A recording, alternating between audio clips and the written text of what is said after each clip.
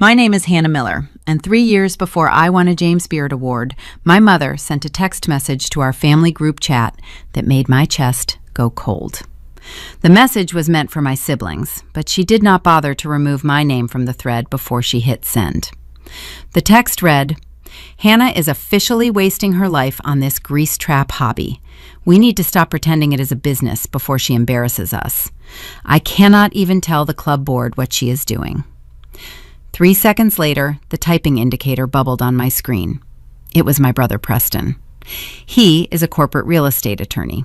His reply was swift. "Agreed. It is a blue-collar phase.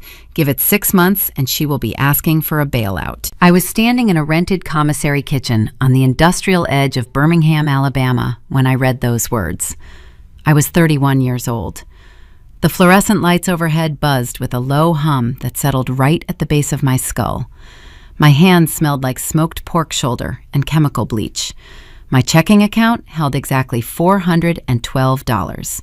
That was the remainder of my life savings after I handed a cash envelope to a local mechanic to rebuild the transmission of a rusted step van. I read the messages twice.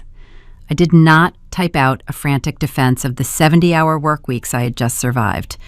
I did not shed a single tear over the glass surface of my phone. I wiped my hands on my apron. I set the phone face down on the stainless steel prep table. I picked up my 8-inch chef knife and went back to dicing onions. Welcome back to Aura Vengeance. If you have ever had your life passion reduced to a phase by people who measure human worth by zip codes and country club memberships, this story is going to feel familiar. Drop a comment with your age and the word "served" if you have ever used your own family doubting you as fuel to build an empire. And please, subscribe, because what happened at the James Beard Award Gala 3 years later is a lesson my mother is still trying to explain to her friends. Fast forward to a Tuesday night in Chicago. I was standing in a grand ballroom adjusting the silk strap of my evening gown. I caught her eye across the room. My mother was sitting 30 feet away at a sponsor table, paid for by my brother and his law firm. She was wearing a tailored Chanel blazer. The room was a sea of clinking crystal and polite applause. The air carried the scent of roasted duck and expensive perfume. When our gazes met across the dim room, my mother leaned forward. She pressed both hands to her chest and mouthed 3 words to me. "That is my daughter." She was staring at the gold medal suspended around my neck. The ribbon dug slightly into my collarbone. I looked down at the brass disc. The name engraved on the back was mine, but it was not the identity she gave me. It was the name I had forged for myself. To understand why I did not smile back and why I did not stop at her table to embrace her for the flashes of the culinary press, you have to understand what it took to get out of that kitchen in Birmingham. You have to understand what my family did when I asked for what was already mine. 2 weeks before I opened the serving window for the first time, I hit a financial wall. The rebuilt transmission had drained my operating capital. I had the city permits, I had the fresh ingredients, I had the menu. What I did not have was a power source. A commercial-grade food truck requires a heavy-duty diesel generator to run 2 refrigerators, a flat-top grill, and a deep fryer simultaneously. The specific model I needed to handle the load cost exactly $8,500. Without it, my truck was just a useless metal box baking in the Alabama sun. I had one avenue left. My grandfather had passed away 5 years prior. He left behind a modest trust fund specifically designated for the business endeavors of his grandchildren. My brother Preston had used his share to pay for his bar exam prep courses and the security deposit on his first luxury apartment. My sister Caroline tapped into her portion to launch a boutique real estate marketing firm that lasted 8 months before she grew bored and abandoned it. The trust was managed entirely by my mother Patricia. She held the checkbook. I spent 3 nights awake at my kitchen table drafting a 20-page business plan. I included projected food costs, labor margins, foot traffic analysis, and equipment depreciation schedules. I printed the document on heavy stock paper and bound it in a dark leather portfolio. I asked my mother to meet me at a cafe in Mountain Brook. It was the kind of establishment that served $12 lattes and featured crushed velvet seating. She arrived 10 minutes late, wearing a crisp tennis skirt and pearl earrings. She sat down across from me and ordered sparkling water with a twist of lime. I slid the leather portfolio across the marble table. I kept my voice steady. I told her I was 2 weeks away from launch and needed the designated trust funds to purchase the generator. Patricia did not open the binder. She did not even glance at the table of contents. She placed one manicured finger on the leather cover and pushed it slowly back across the marble surface until it hit my coffee cup. "We are not releasing the funds, Hannah," she said. Her voice was kept at a low, polite volume so the adjacent tables would not overhear. "A food truck is a downward spiral. It is not a career. It is a cry for attention. We will not finance your downward mobility." To understand the exact flavor of my mother's cruelty, you have to understand the architecture of her terror. Patricia is a woman built entirely on the fear of sliding backward. 30 years ago, her own father ran a working-class diner on the edge of town. He served meatloaf and black coffee to factory workers. I remember the smell of his apron when I was a small child. It smelled like bacon grease and stale cigarettes. When the local factories closed, the diner bled money. The bank foreclosed on the restaurant, and a month later, they came for my grandfather's house. Patricia was a teenager when she watched men in cheap suits carry her family furniture out onto the front lawn. That eviction formed the bedrock of her personality. She clawed her way into an upper-middle-class zip code through a calculated marriage and relentless social climbing. She is psychologically terrified of poverty. To her, my food truck was not a culinary venture. It was the ghost of her father's failed diner rising from the grave to drag her back to the working class. She looked at my chef coat and saw her own childhood trauma. But her unresolved history was not an excuse to strangle my future. Understanding someone's wound does not mean you have to let them bleed all over your life. I looked at her finger resting against my binder. I did not raise my voice. I did not try to convince her that my profit margins were viable. I picked up the portfolio and stood up from the velvet booth. I left a $5 bill on the table for my coffee and walked out into the humid afternoon. I did not drive back to my apartment. I drove my reliable Honda SUV directly to a used car dealership on the south side of town. The dealer walked around my car, kicking the tires and checking the odometer. He offered me $11,000 cash. I signed the title over on the hood of his truck. I walked out of that lot carrying a heavy envelope of $100 bills. I took a ride share straight to the restaurant supply warehouse. I bought the diesel generator that same afternoon. I paid the warehouse manager in cash. I watched his crew load the heavy machinery into the back of my step van. I had my power source. Selling my vehicle meant I no longer had transportation to the commissary kitchen. The reality of that choice hit me the very next morning. My alarm went off at 4. I walked 3 blocks to the public bus stop in the pitch dark. The morning air was thick and heavy. When the city bus arrived, the doors hissed open, and I climbed aboard carrying a canvas duffel bag packed with my knives aprons and heavy containers of spices. 2 days later, I had to transport raw ingredients. I stood on that same bus, holding a 50-pound sack of flour, leaning my hip against the metal pole to keep my balance as the bus lurched through downtown traffic. My shoulders ached.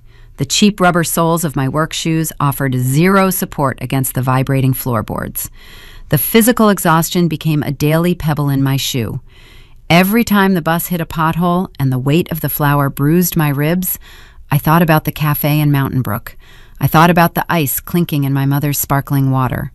I thought about her finger tapping the leather binder. The exhaustion did not break me. It crystallized my focus. The daily grind became my armor. I realized I was no longer just building a menu. I was building escape velocity. I was engineering a life so far beyond their reach, they would need a telescope to see me. I spent the next 13 days sleeping 4 hours a night. I wired the generator. I tested the flat-top grill. I perfected the exact ratio of smoke and salt for my brisket. Everything was aligned for a flawless grand opening. I had secured a prime parking location right in the center of the financial district. I had prepped enough food to serve 100 people. I went to bed the night before launch feeling a strange, quiet pride. But Alabama weather does not care about your business plan, and my family was not done proving exactly who they were.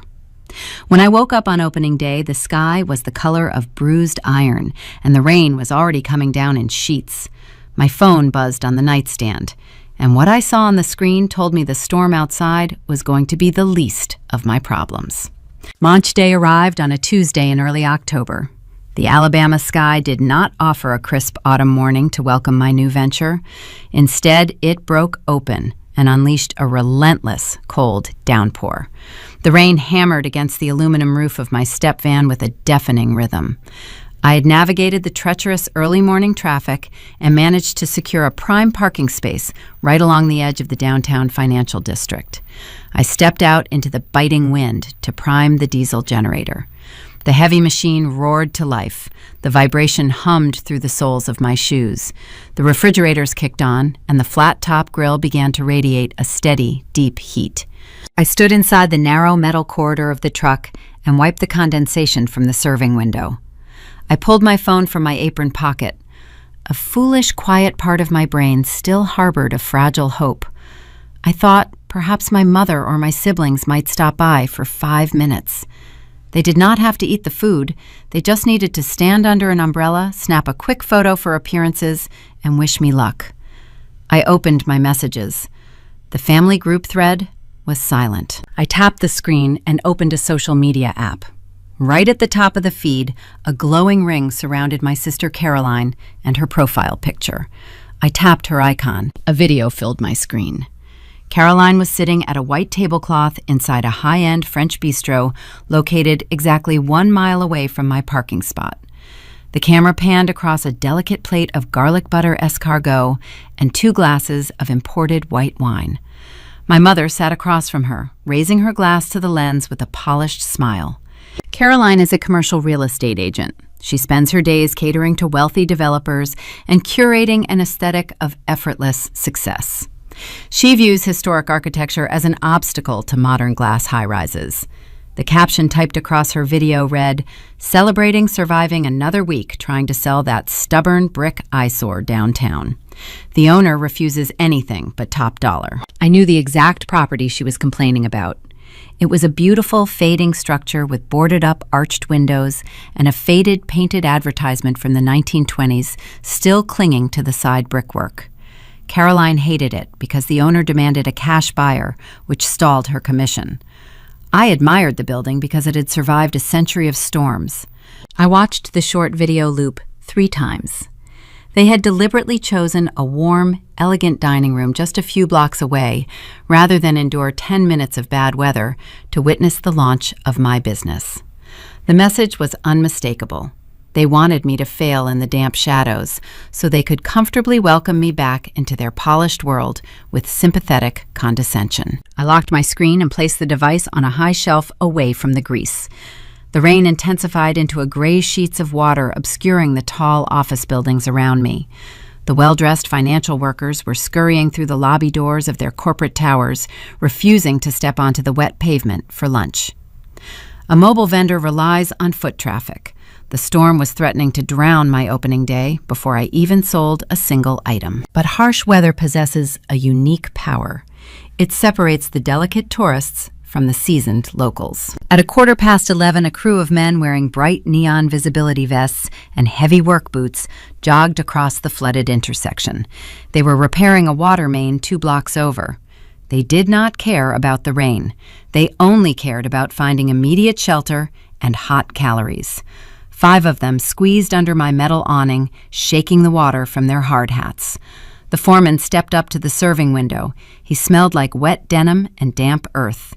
He looked at my chalk menu and ordered 5 of the smoked brisket grilled cheese sandwiches. I turned toward the flat-top grill. I threw down a thick slab of butter and watched it dance and hiss across the hot steel. I placed the thick slices of sourdough bread onto the melting fat. I heaped generous mounds of 14-hour smoked brisket onto the bread. The meat was tender, yielding instantly under my spatula. I topped it with sharp cheddar and aged Gruyere. The cheese melted into the crevices of the smoked beef, creating a rich, savory seal. I wrapped the sandwiches in thermal foil and handed them through the window. The foreman took a bite right there on the sidewalk. He closed his eyes and nodded. He pulled out his phone and sent a rapid text message. 10 minutes later, 12 more men in neon vests arrived. 5 minutes after that, a group of nurses from the nearby clinic hurried over holding umbrellas. The Blue Collar Network is the most powerful marketing engine in any southern city. Word of mouth travels faster than any corporate advertising campaign. For the next 2 hours, I did not stop moving.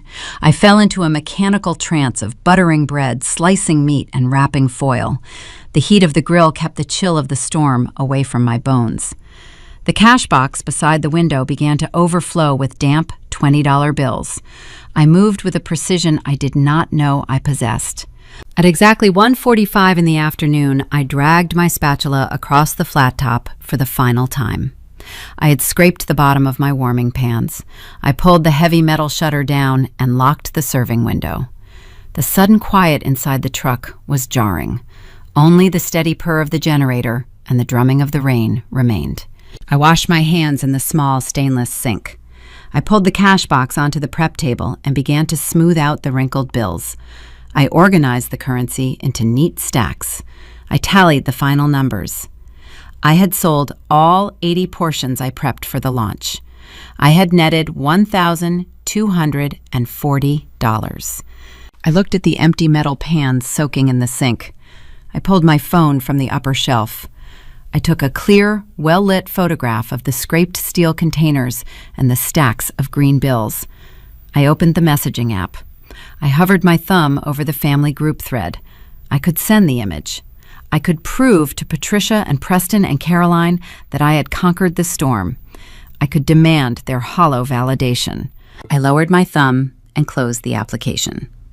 Seeking their approval would only prove I still operated beneath their hierarchy.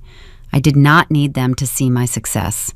I only needed to document it for myself. I turned to the small receipt printer wired to my point-of-sale system. I pressed the button to print the final daily summary. The machine hummed and pushed out a long strip of thermal paper displaying the total revenue. I tore the paper from the jagged edge. I folded the receipt into a tight, precise square. I reached above the primary refrigerator and pulled down an empty glass mason jar. I unscrewed the metal lid and dropped the folded square inside. The slip of paper hit the glass bottom with a soft tap. My mother had denied me the family trust fund. My siblings had mocked my labor. But the financial receipts were now officially piling up, matching the emotional debts they had been accumulating for years. I wiped down the counters and prepared to drive the truck back to the commissary kitchen. I felt a profound sense of security taking root in my chest. But the glow of early success often blinds you to approaching predators. My brother Preston watched the city the same way a hawk watches an open field. He monitored permits and property lines for a living. When he realized the rain had not washed me away, he decided to use the full weight of his legal influence to eradicate my presence from the downtown grid. The storm was over, but the real squeeze was just beginning. 4 months passed. Winter settled over Alabama, bringing a bitter, damp chill to the morning air. My daily routine transformed into a well-oiled machine. I woke up at 4, I prepped the ingredients, I fired the generator. The downtown crowd learned my schedule. The construction crews, the nurses, and the junior bank tellers formed a reliable queue outside my serving window. The single folded receipt inside the glass mason jar gained company. Every Tuesday, I dropped another thermal paper square into the container. The financial friction of those early weeks eased. I bought a second deep fryer. I upgraded my ventilation hood. The truck thrived in quiet, steady increments. Success emits a distinct frequency, and my brother Preston possesses an exceptional radar for anyone gaining altitude outside his control. He is a senior partner at a corporate real estate law firm. His entire career revolves around acquiring downtown parcels and clearing away anything that does not fit a sleek glass aesthetic. One Thursday afternoon, the lunch rush dwindled. I was wiping down the cutting boards with a sanitized cloth. A shadow fell across the serving ledge. I looked up. Preston stood on the sidewalk. He wore a slate gray wool suit and a silk tie perfectly knotted at his throat. He did not look at the menu board. He did not carry cash. He rested his forearms near the edge of the window, taking precise care to ensure his expensive cuffs did not touch the stainless steel. He offered a tight, sympathetic smile. It was the exact expression he used when negotiating a hostile settlement. "You are working hard, Hannah," he said. "I see the line down the block. It is a cute operation." I kept wiping the board. "What do you want, Preston?" He sighed. He shifted his weight, pretending to carry a heavy burden. "I am stopping by as a courtesy. The city council is rezoning this entire grid next week. Food trucks are being pushed out to the industrial park near the rail yard. The ordinance goes into effect on Monday." He delivered the news with practiced casualness. It was not a warning. It was an execution notice.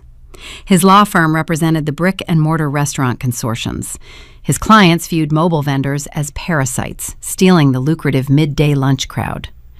Preston had utilized his political leverage to bump the zoning ordinance to the top of the municipal docket. He wanted to crush my momentum. He calculated that a forced relocation to a barren industrial sector would starve my revenue stream and break my spirit. "I have a mailroom manager position opening at the firm," he added. "The salary is $45,000 a year, full benefits. You can sell this metal box, pay off whatever debts you are hiding, and rejoin polite society. You are 32 years old. It is time to stop smelling like frying oil." He wanted me wearing a beige cardigan, sorting his incoming legal parcels. He wanted me contained. I looked at his polished leather shoes. I looked at the smug certainty resting in his eyes. I did not raise my voice. I did not throw my sanitation towel at his face. "Thank you for the update, Preston," I replied. "I will factor it into my logistics." He tapped the metal ledge twice and walked away toward his high-rise office. I locked the truck early that afternoon.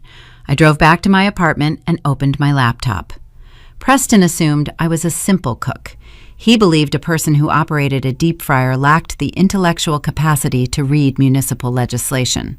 He was gravely mistaken. I pulled up the City Council public records. I downloaded the draft of the new zoning ordinance. I brewed a pot of black coffee and spent 6 hours reading the dense legal terminology. I tracked the definitions, the clauses, and the specific jurisdictional boundaries. Near midnight, I found the vulnerability in his ironclad trap. The ordinance explicitly prohibited mobile food vendors from operating on the public right-of-way. The text targeted city streets, municipal parking meters, and taxpayer-funded sidewalks. The legislation held zero jurisdiction over private property. The next morning, I drove the truck into the financial district an hour early. I did not park in my usual spot on the street. I pulled into a small, independent auto repair garage located right on the edge of the corporate grid. The owner was a man in his late 50s wearing grease-stained coveralls. His name was Marcus. He had eaten my brisket sandwiches twice a week since October. I walked into his open bay. The scent of motor oil and burnt rubber hung heavy in the air. I held an envelope containing $500 in crisp bills. I laid out my proposal. I needed a sliver of concrete, just enough space to park my step van from 10 in the morning until 3 in the afternoon. I promised to keep the area spotless and feed him lunch every day I operated. Marcus wiped his hands on a shop rag. He looked at the cash. He looked at my truck. He pointed a calloused finger toward a rectangular patch of cracked cement along the northern boundary of his lot. "It is yours," he said. I backed the truck into the designated space. I stepped out to inspect the alignment. The rear bumper of my vehicle rested inches away from a towering brick wall. I looked up. The structure casting a long, cool shadow over my truck was a dilapidated, historic building. The arched windows were boarded up with weathered plywood. A faded painted advertisement from a bygone era clung to the upper masonry. It was the exact same property Caroline had filmed on my launch day. It was the stubborn brick eyesore her wealthy developer clients were desperately trying to purchase. The owner of the building refused to sell to her firm because he despised corporate vultures. He demanded a quiet cash buyer. I stood in the shadow of that magnificent, resilient brick wall. I was parking my livelihood right against the spine of my sister's greatest professional frustration. Monday morning arrived. The new zoning ordinance officially took effect at dawn. At 11:30, a white municipal code enforcement vehicle cruised slowly down the street. 2 officers stepped out holding clipboards. They walked the length of the block, issuing citations and forcing 3 other food trucks to pack up and leave the public parking spots. They approached my location. They stopped on the city sidewalk and looked at my step van. I was standing at the serving window holding a pair of stainless tongs. I smiled. The truck was parked exactly 15 feet away from the curb. The front tires rested firmly behind the painted yellow line separating the public sidewalk from the private garage lot. The officers checked their municipal maps. They measured the distance with their eyes. They exchanged a brief glance and realized I was entirely untouchable. They turned around and walked back to their vehicle without writing a single citation. Preston walked down the street 20 minutes later. He expected to find an empty parking space and a desperate voicemail on his phone. Instead, he found a line of 30 hungry professionals queuing up on the public sidewalk, waiting to approach my window. He saw the step van safely nestled on private concrete. He saw the city code enforcement vehicle drive right past me. He stopped walking.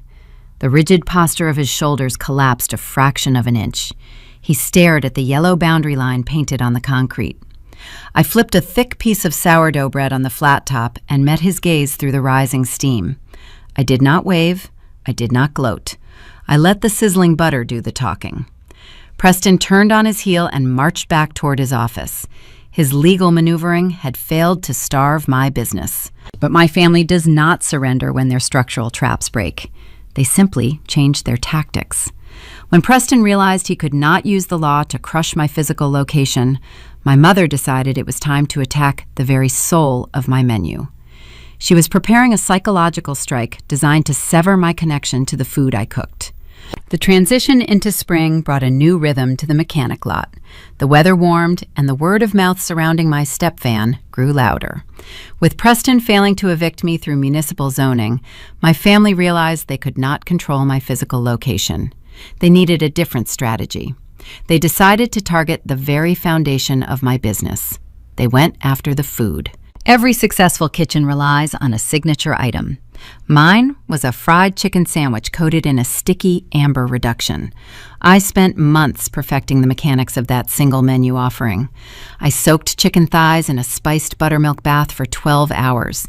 I dredged them in flour seasoned with smoked paprika and cayenne.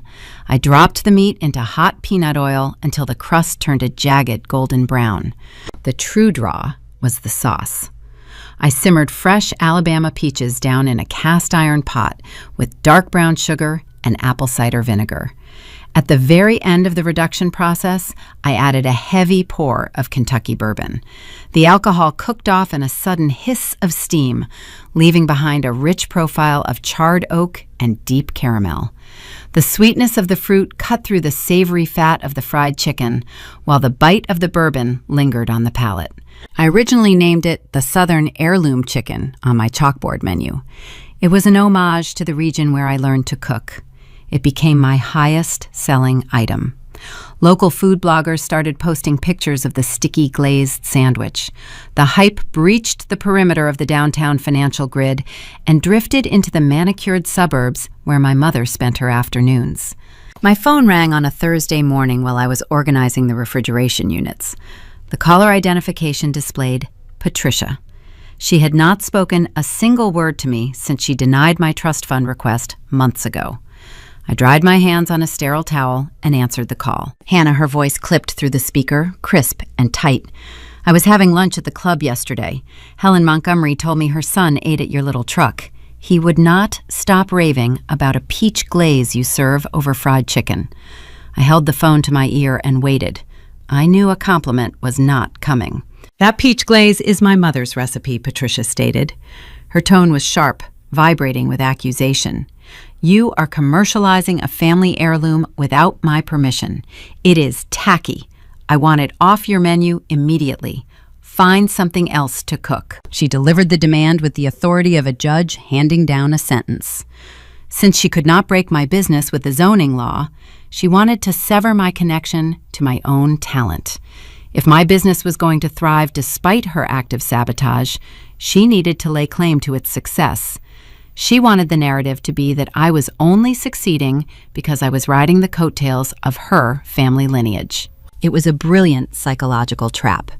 If I kept a dish on the menu, she could tell all her wealthy friends that her ungrateful daughter stole her grandmother's intellectual property.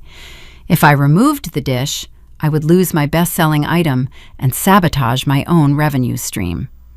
There was only one flaw in her intricate manipulation. It was built on a lie. I remembered my grandmother's kitchen vividly. She was a devout woman who refused to keep alcohol in her house. She did make a peach glaze, but she poured it over baked ham on Easter Sunday. She used canned fruit in heavy syrup. Her version was sickly sweet and lacked any complex depth. I spent 60 days in my apartment kitchen engineering the bourbon reduction from scratch. I burned 3 pots and ruined a dozen batches testing the exact sugar ratios. The peaches represented my southern roots. They were a nod to the ground I grew up on. But the bourbon was entirely mine. The bourbon represented the harsh, burning, intoxicating grit I had to develop to survive the people who shared my last name. My mother wanted to gatekeep my menu. She wanted me to doubt my own culinary identity and feel like a fraud standing inside my own step van. I held the phone and listened to her breathing on the other end of the line. She was waiting for me to apologize. She was waiting for me to panic. My recipes belong to my kitchen, Patricia, I said. My voice remained level. Tell Helen Montgomery I am glad her son enjoyed his lunch. I ended the call. I did not give her the satisfaction of an argument. I placed the phone back on the shelf. I walked out the side door of the truck and stood on the cracked concrete of the mechanic lot. I picked up a damp sanitation cloth and a fresh piece of white chalk. I stood in front of the black menu board swinging gently on its hinges. I wiped the damp cloth across the top line of the menu. I erased the words Southern Heirloom Chicken. The wet slate dried in the morning breeze, leaving a blank space. I pressed the chalk to the board. I pressed hard enough to hear the minerals scrape against the surface. I wrote a new title in bold capital letters: The Self-Made Glaze. I stepped back and looked at the board. The new name carried weight. It severed the invisible tether my mother tried to wrap around my wrists. I returned to the kitchen and fired up the grill for the lunch service. At 12:15, the line began to form. Marcus the mechanic walked over, wiping engine grease from his palms. He looked at the menu board. He squinted at the new lettering. "Did you change the chicken?" Marcus asked, pointing a thick finger at the chalk. "No," I replied, handing him his usual order wrapped in thermal foil. "Just the name." "Why the change?" he asked, taking a bite. I leaned against the stainless steel serving ledge. "Because people like to claim ownership of things they did not build," I told him. "I wanted to be clear about where the flavor comes from. It is a recipe built from scratch. It relies on nobody's inheritance but my own 2 hands. Marcus chewed thoughtfully. He nodded and walked back to his garage. Over the next few days, my regular customers noticed the new name.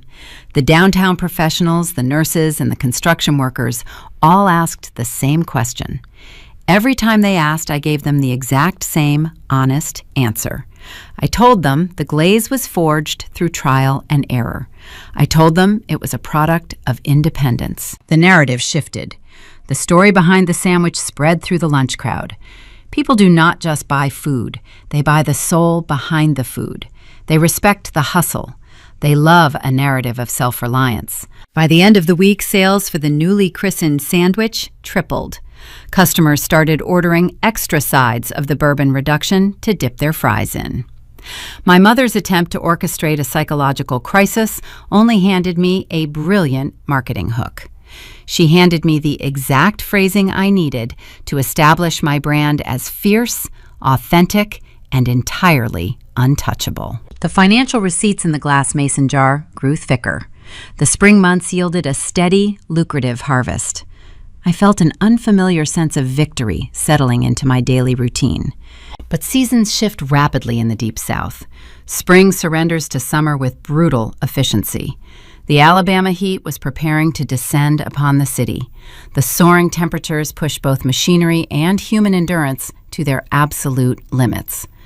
My step van was a resilient piece of equipment, but it was old. As the thermometer crept toward triple digits, the metal bones of my business were about to fracture, putting me stranded on the side of a burning highway and testing the limits of my hard-won independence. August in Alabama does not arrive. It descends. It lands on the city like a heavy, wet blanket. The humidity chokes the air and the asphalt radiates a blistering heat that distorts the horizon. I was operating 6 days a week. The success of the Self-Made Glaze had allowed me to expand my reach. I secured my first large-scale catering contract for a corporate retreat scheduled on a Saturday afternoon. The organizers had paid a 50% deposit up front. The remaining balance was guaranteed upon delivery. The morning of the event, the local news station flashed a heat advisory across the screen. The temperature was predicted to hit 102 degrees by midday. I woke up an hour early to load the step van. I packed the commercial refrigerators with $3,000 worth of premium inventory. I stacked clear Lexan bins filled with marinated chicken thighs, fresh produce, and artisan dairy. I fired the diesel generator to ensure the cooling units maintained a strict 38 degrees. The internal cabin of the truck felt like a furnace before the sun even crested the tree line. I pulled out of the commissary kitchen and merged onto Highway 280. The road is a notoriously chaotic artery connecting the industrial zones to the affluent southern suburbs where the corporate retreat was being held. I was driving in the right lane, gripping the oversized steering wheel. The heavy step van groaned under the weight of the loaded refrigerators. The generator hummed a steady rhythm from the rear compartment. Halfway to my destination, a sudden, violent jolt rattled my teeth. The front passenger tire slammed into an unmarked crater in the asphalt. The steering wheel jerked hard to the right. I wrestled the column, fighting to keep the heavy vehicle in my lane. Before I could correct the trajectory, a second, sickening crack echoed from the undercarriage. It sounded like a shotgun discharging inside a metal trash can. The rear of the truck dropped 6 inches. A terrible grinding noise filled the cabin as the underbelly dragged against the highway concrete. I hit the brakes and steered the crippled van onto the narrow gravel shoulder. Dust and debris plumed around the windows. The engine sputtered and stalled. The silence in the cabin was profound, broken only by the hiss of steam escaping from beneath the hood. I unbuckled my seatbelt and stepped out into the sweltering heat. I crouched down and looked beneath the chassis. The rear axle had sheared clean through. The fixed steel rod was fractured, leaving the back tires splayed at unnatural angles. The vehicle was completely immobilized. A far more pressing emergency emerged from the rear compartment. The impact had triggered a fail-safe switch on the generator. The main power source tripped and shut down. The commercial refrigerators were no longer humming. The internal temperature of the cooling units was rising rapidly. I had exactly 45 minutes before $3,000 of premium perishable inventory began to spoil in the suffocating heat. I pulled my phone from my pocket. My hands were shaking. I needed a heavy-duty tow capable of hauling a commercial step van. I searched the local directories, but every heavy record dispatch informed me they were at least 2 hours away on existing calls. I had one geographical advantage. I was stranded exactly 2 miles away from the gated luxury subdivision where my brother Preston resided. Preston owned a heavy-duty extended cab pickup truck. He used it primarily to haul his boat to the lake on weekends. The vehicle possessed the torque required to tow my van off the burning highway and back to a power source. Calling him meant crossing a line I had sworn never to breach again. It meant exposing a vulnerability.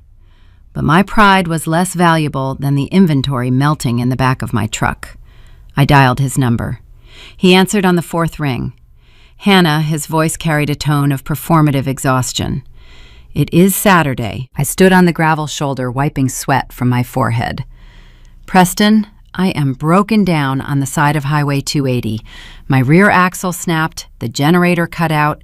I am losing $3,000 in food. You are 5 minutes away. I need you to hook a tow strap to the front bumper and pull me to the nearest service station so I can plug in the refrigerators." A long pause hung over the line. I heard the faint, rhythmic thwack of a golf club striking a ball in the background. "I am on the back nine at the club, Hannah," he sighed. "I am mid-round with 2 senior partners." I looked at the heat waves rippling off the asphalt. "Preston, the food is going to rot. I will pay you for your time. Just bring the truck and pull me 2 miles down the road." "You chose the carny life, Hannah," he replied. The condescension in his voice was thick and unyielding. The constant crises, the mechanical failures, the grease. "You chose this. Deal with it. Call a professional." He disconnected the call. The dial tone buzzed against my ear.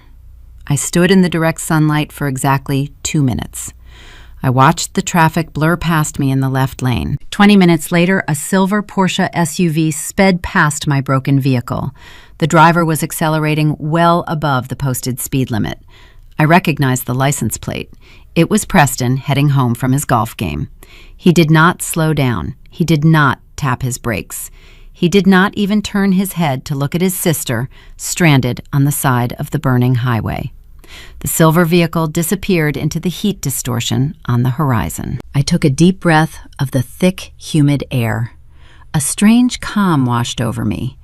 The anxiety regarding my inventory evaporated, replaced by a cold, sharp clarity.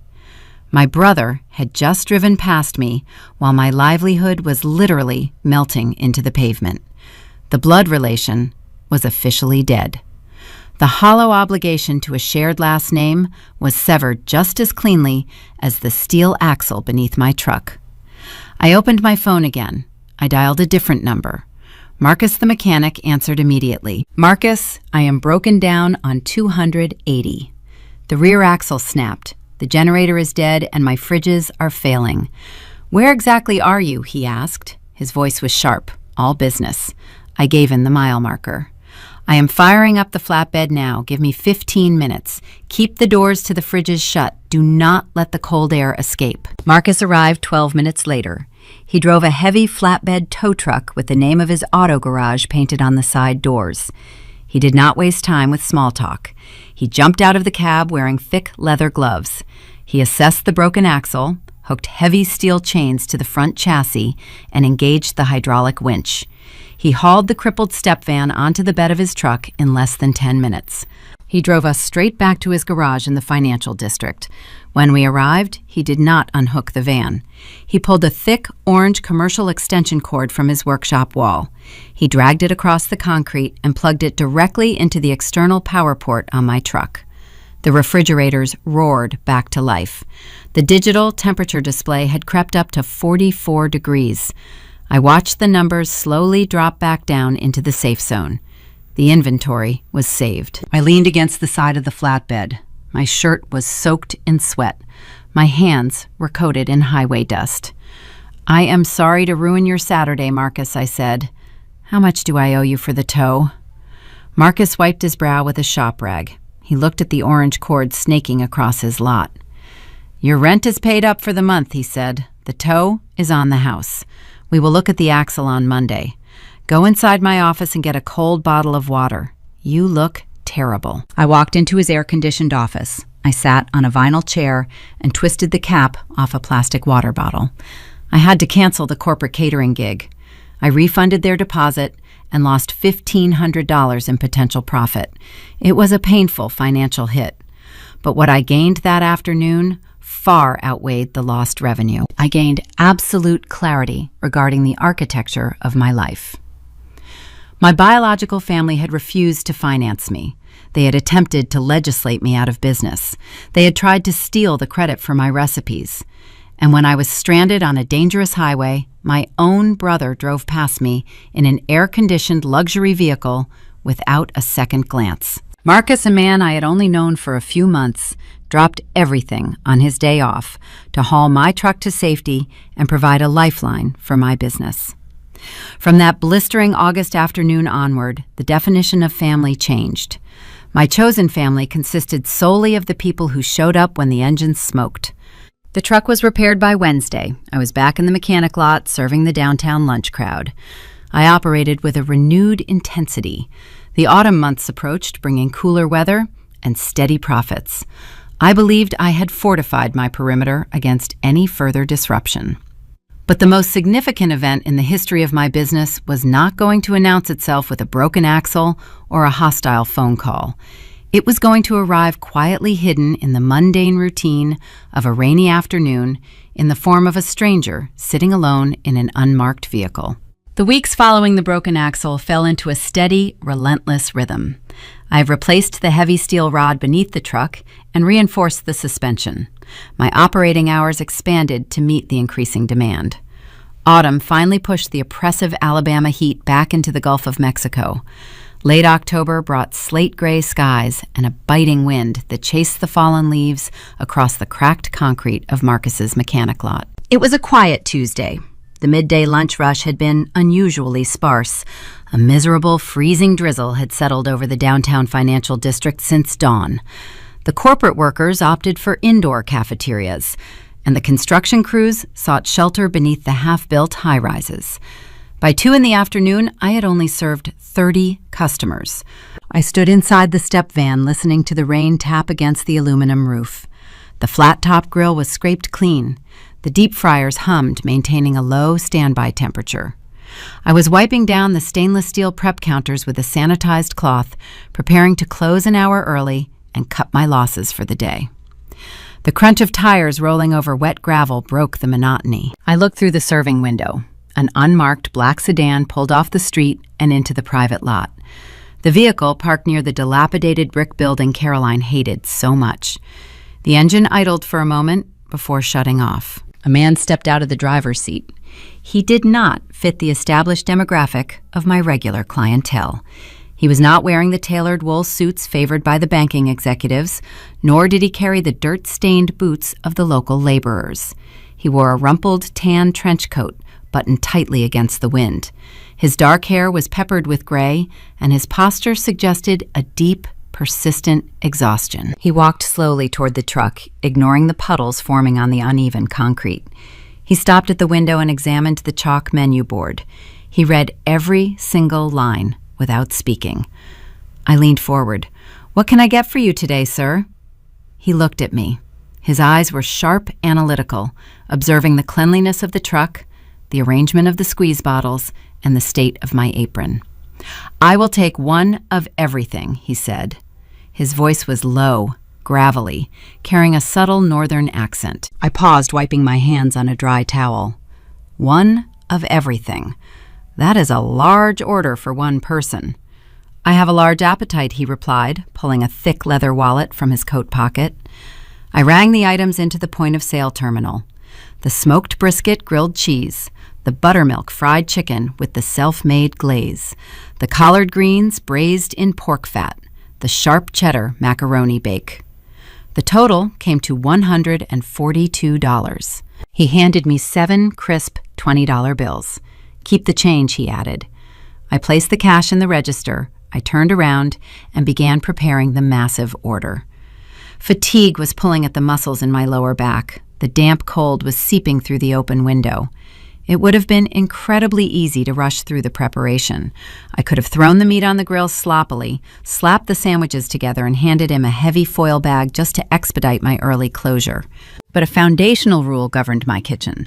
The quality of the food never compromised, regardless of the weather, the time of day, or my own physical exhaustion. I dropped the fresh chicken thighs into the hot peanut oil. I listened to the violent sizzle, ensuring the crust formed properly. I laid the thick slices of sourdough onto the flat top, achieving a perfect golden sear. I ladled the braised greens into a heavy container, making sure the rich pot liquor coated every leaf. I poured a generous amount of the peach bourbon reduction over the fried chicken, letting the amber glaze pool in the jagged crevices of the breading. I plated every dish with identical precision. While I waited for the final items to finish cooking, I looked at a small warming tray resting near the register. I had been experimenting with a new recipe that morning, a sweet potato biscuit infused with sage and brushed with honey butter. They were not on the menu yet. I was still adjusting the flour ratio to achieve the perfect flake. I grabbed a small wax paper bag. I slid 2 of the warm biscuits inside. I packed the massive order into a heavy-duty cardboard carrying box. I placed the wax paper bag on top, alongside a stack of extra napkins and plastic utensils. I pushed the heavy box through the serving window. "Thank you for braving the rain for us today," I told him. I pointed to the wax bag on top. I threw in a sample of a sweet potato biscuit I am testing. "Eat in your car where it is warm. Drive safe." The man took the box. He offered a brief, curt nod. He did not introduce himself. He did not attempt any further conversation. He turned around and walked back through the freezing drizzle to his black sedan. I watched him place the box in the passenger seat and climb behind the wheel. The brake lights illuminated, but the vehicle did not move. He kept the engine running to power the heater. I grabbed my sanitation towel and resumed wiping the counters. I scrubbed the flat top, applying heavy degreaser to the metal surface. I emptied the fry baskets and filtered the oil. The entire closing process took me an hour. During that entire 60 minutes, the black sedan remained parked in the lot. I glanced through the window periodically. The man was eating methodically. He opened one container, took a few bites, paused, and then moved to the next item. He was not rushing. He seemed to be studying the texture and the temperature. After he finished the main courses, I saw him reach for the wax paper bag containing the sweet potato biscuits. He took a bite. He stopped chewing. He leaned across the console and retrieved a small object from the glove compartment. It was a narrow, leather-bound notebook. He clicked a pen open. He sat in the driver's seat, writing furiously in the small book for another 20 minutes. He finally closed the notebook, placed it back in the compartment, and shifted the car into drive. The black sedan rolled out of the gravel lot and merged onto the wet city street, disappearing into the afternoon traffic. I pulled the heavy metal shutter down over the serving window, locking it into place. I turned off the generator. The sudden silence inside the truck was deep and isolating. I had no idea who that man was. I assumed he was a traveling salesman or a regional manager killing time before a late flight. I did not know that his small leather notebook held the power to alter the trajectory of my entire life. I did not know that every bite he took was being carefully cataloged, evaluated, and prepared for a national audience. I stood in the dim light of the closed truck, completely unaware that the ground beneath my family and their carefully constructed social hierarchy was about to permanently shift. I drove back to my apartment that evening, feeling the familiar ache in my shoulders. The holiday season was rapidly approaching. The end of November meant Thanksgiving was imminent. In my family, Thanksgiving was not a holiday centered around gratitude or shared meals. It was a mandatory performance. It was a stage where Patricia and Preston showcased their achievements and measured everyone else against their impossible metrics. This year, I was walking into the dining room carrying a profound secret. I possessed an independently profitable business, a fiercely loyal customer base, and a renewed sense of self-worth. But Preston had also been preparing for the holiday. He recognized that his attempts to crush me through municipal zoning and sheer neglect had failed. He decided a direct frontal assault was necessary. He had drafted a new strategy, disguised as brotherly support. He was preparing to execute a hostile takeover right at the dinner table. November brought a sharp, stinging chill to the Birmingham suburbs. Thanksgiving in my family was never a holiday rooted in gratitude or shared affection. It was an annual audit. It was a formal stage where my mother and my siblings gathered to showcase their latest achievements and measure everyone else against their impossible metrics. I had skipped the previous 2 gatherings. This year, I decided to attend. I was walking into the dining room carrying a profound secret. I possessed an independently profitable business and a fiercely loyal customer base. I was no longer the struggling cook they pitied. I was a quiet force. Patricia hosted the dinner in her sprawling colonial home in Mountain Brook. The driveway was paved with custom-stamped brick. It was always lined with expensive imported vehicles. I parked my reliable used sedan wedged tightly between Caroline's white Range Rover and Preston's silver Porsche. I walked up the manicured pathway carrying a heavy aluminum catering tray. Inside the pan rested a 12-pound smoked brisket. I had tended the hickory fire for 14 straight hours, ensuring the bark was thick and dark while the meat beneath remained tender, yielding, and rich with rendering fat. The heavy oak front door opened before I could ring the bell. The scent inside Patricia's home was startlingly sterile. It smelled like aerosol pine spray, expensive floral candles, and harsh floor wax. There was no warm aroma of roasting garlic or baking bread. A kitchen should smell like labor and love.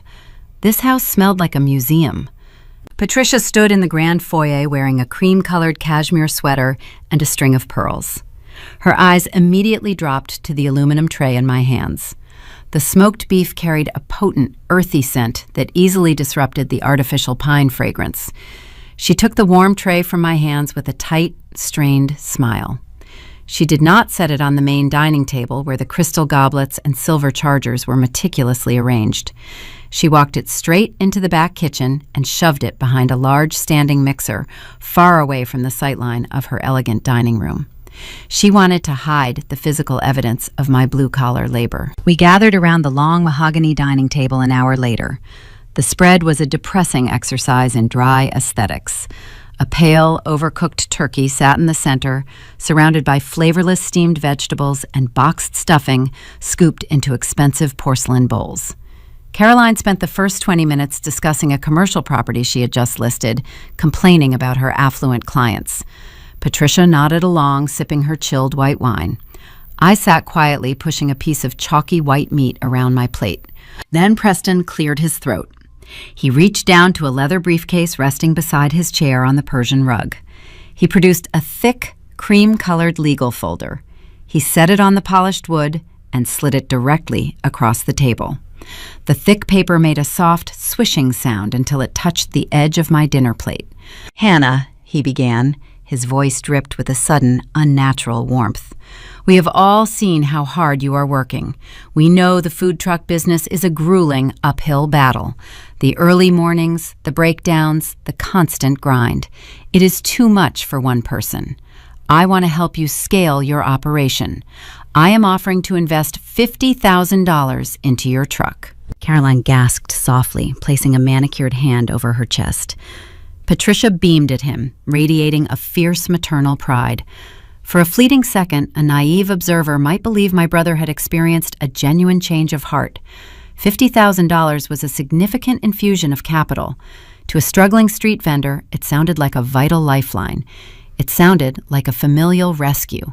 I did not smile. I picked up the folder. The paper was heavy and expensive.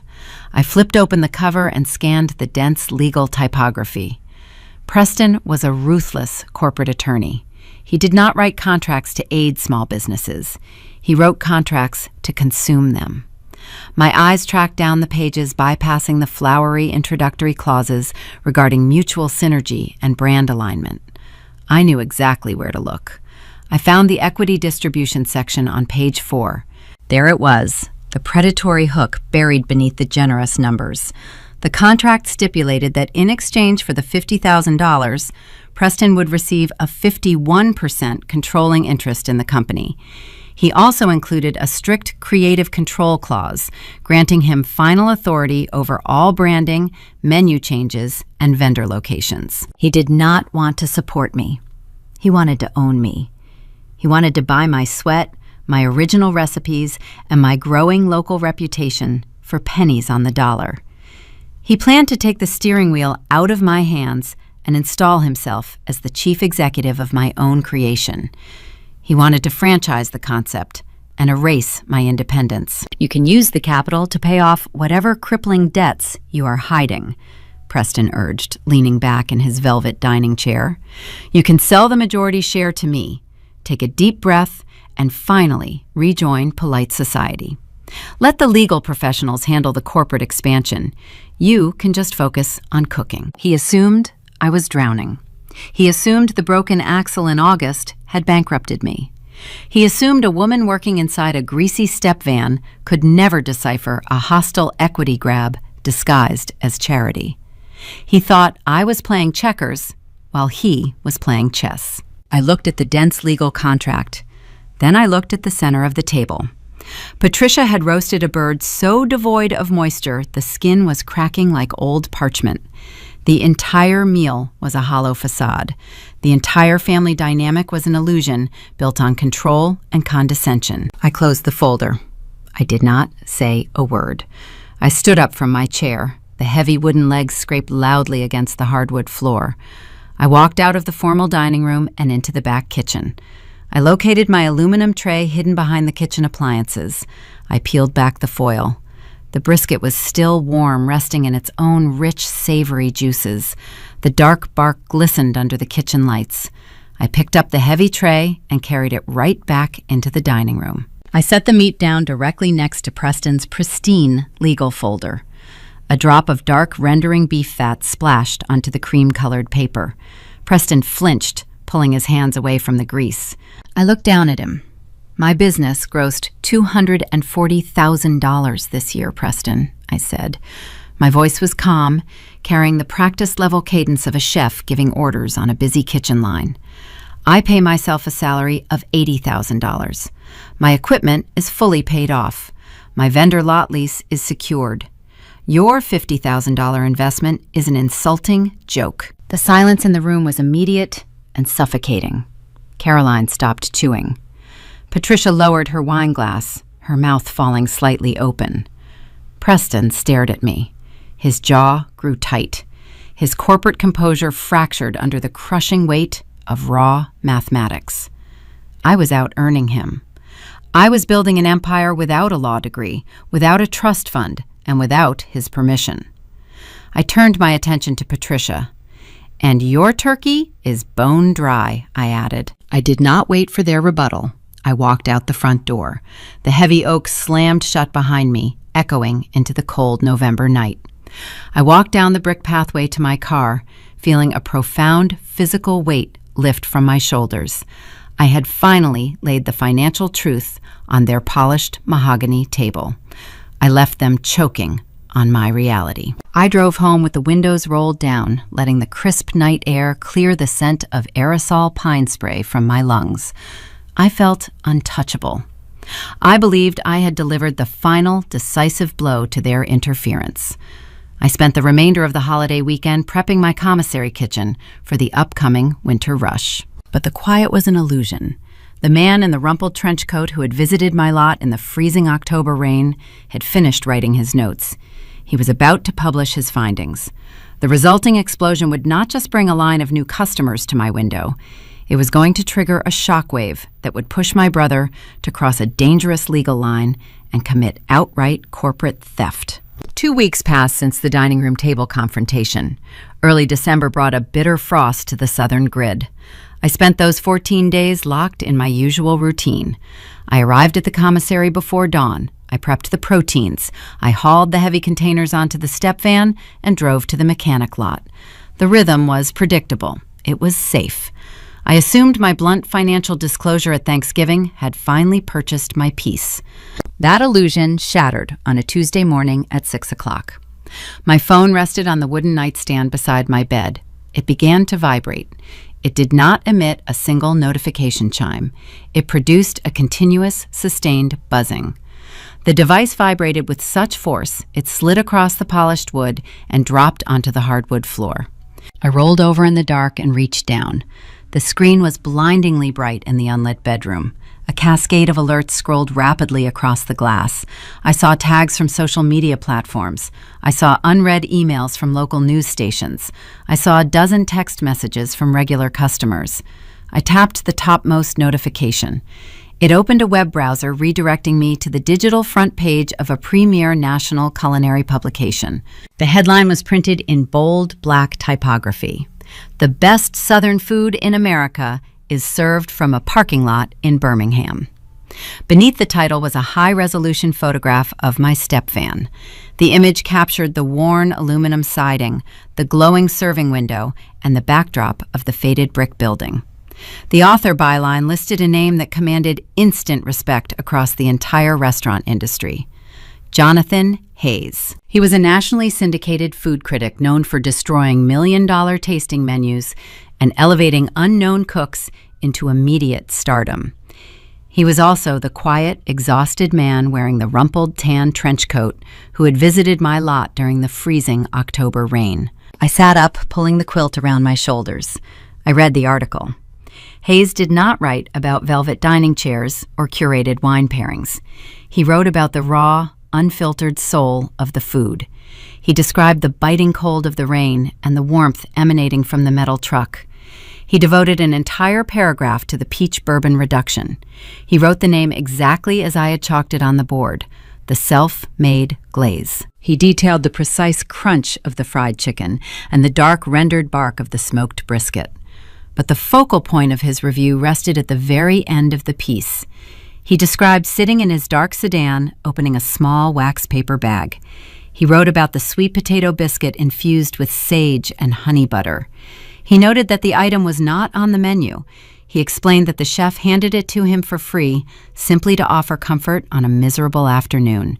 He called the gesture a rare masterclass in culinary empathy. I set the phone on my lap. The screen cast a pale glow across the room. A strange quiet settled in my chest. The grueling labor the bus rides holding sacks of flour. The sting of my mother denying the trust fund. The arrogant dismissal by my brother on the burning highway. All of it crystallized into this single, published validation. I dressed quickly.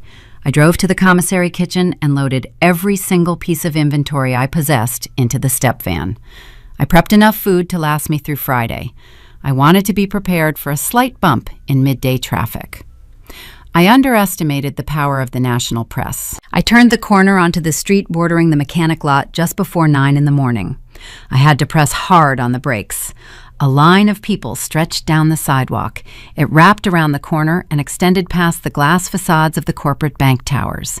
There were hundreds of people standing in the December chill. Marcus stood near the entrance of his garage wearing a heavy canvas jacket. He was directing vehicle traffic and gesturing for me to pull into my designated space. He caught my eye through the windshield and shook his head, smiling. I backed the van into position beneath the historic brick wall. The moment I cut the engine, a cheer erupted from the crowd. I scrambled into the rear compartment. I fired the generators. I dropped the baskets into the peanut oil and threw slabs of butter onto the flat-top grill. I opened the serving window at exactly 10 o'clock. The next 3 hours became a blur of intense physical labor. My hands moved strictly on muscle memory. I sliced the sourdough. I plated the brisket. I poured the amber reduction over the fried chicken. The heat inside the van spiked, pushing the winter chill out through the exhaust vents. The ticket printer spat out orders in a continuous white ribbon. I did not stop to drink water. I did not stop to stretch my aching back. At 1 in the afternoon, I reached into the clear plastic Lexan bin. My fingers scraped the bare plastic bottom. I checked the secondary refrigerator. The shelves were empty. I walked to the serving window. I looked out at the remaining dozen people in line. I apologized and informed them I was entirely sold out. I pulled the heavy metal shutter down and locked it. I leaned against the stainless steel prep counter and slid down until I was sitting on the rubber floor mat. I rested my head against the cool metal door of the refrigerator. I had just sold a 4-day inventory supply in 180 minutes. My apron was coated in flour and grease. My muscles trembled from the sustained exertion. I reached into my pocket and pulled out my phone to check the time. A new message sat on the lock screen. It was an alert from the family group thread. I tapped the icon and opened the conversation. The text was from Patricia. Hannah, I saw the article she wrote. Her phrasing carried a frantic, breathless energy. Helen Montgomery forwarded the link to the country club mailing list. Why did you not tell us a famous critic was visiting? We could have dressed the place up. We could have hired a photographer. I stared at the glowing text. I read the sentence 3 times. We could have dressed the place up. She wanted to put a decorative bow on a greasy engine block.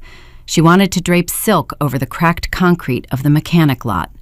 She read a national review praising the grit, the resilience, and the unpolished authenticity of my cooking, and her only instinct was to sanitize it. She wanted to curate the aesthetic so her wealthy friends would find the poverty more palatable. She did not mention the 70-hour work weeks. She did not congratulate the craftsmanship required to engineer the glaze. She did not acknowledge the sheer physical endurance it took to serve hundreds of people from a metal box. My family did not care about the fire. They only cared about the light it produced.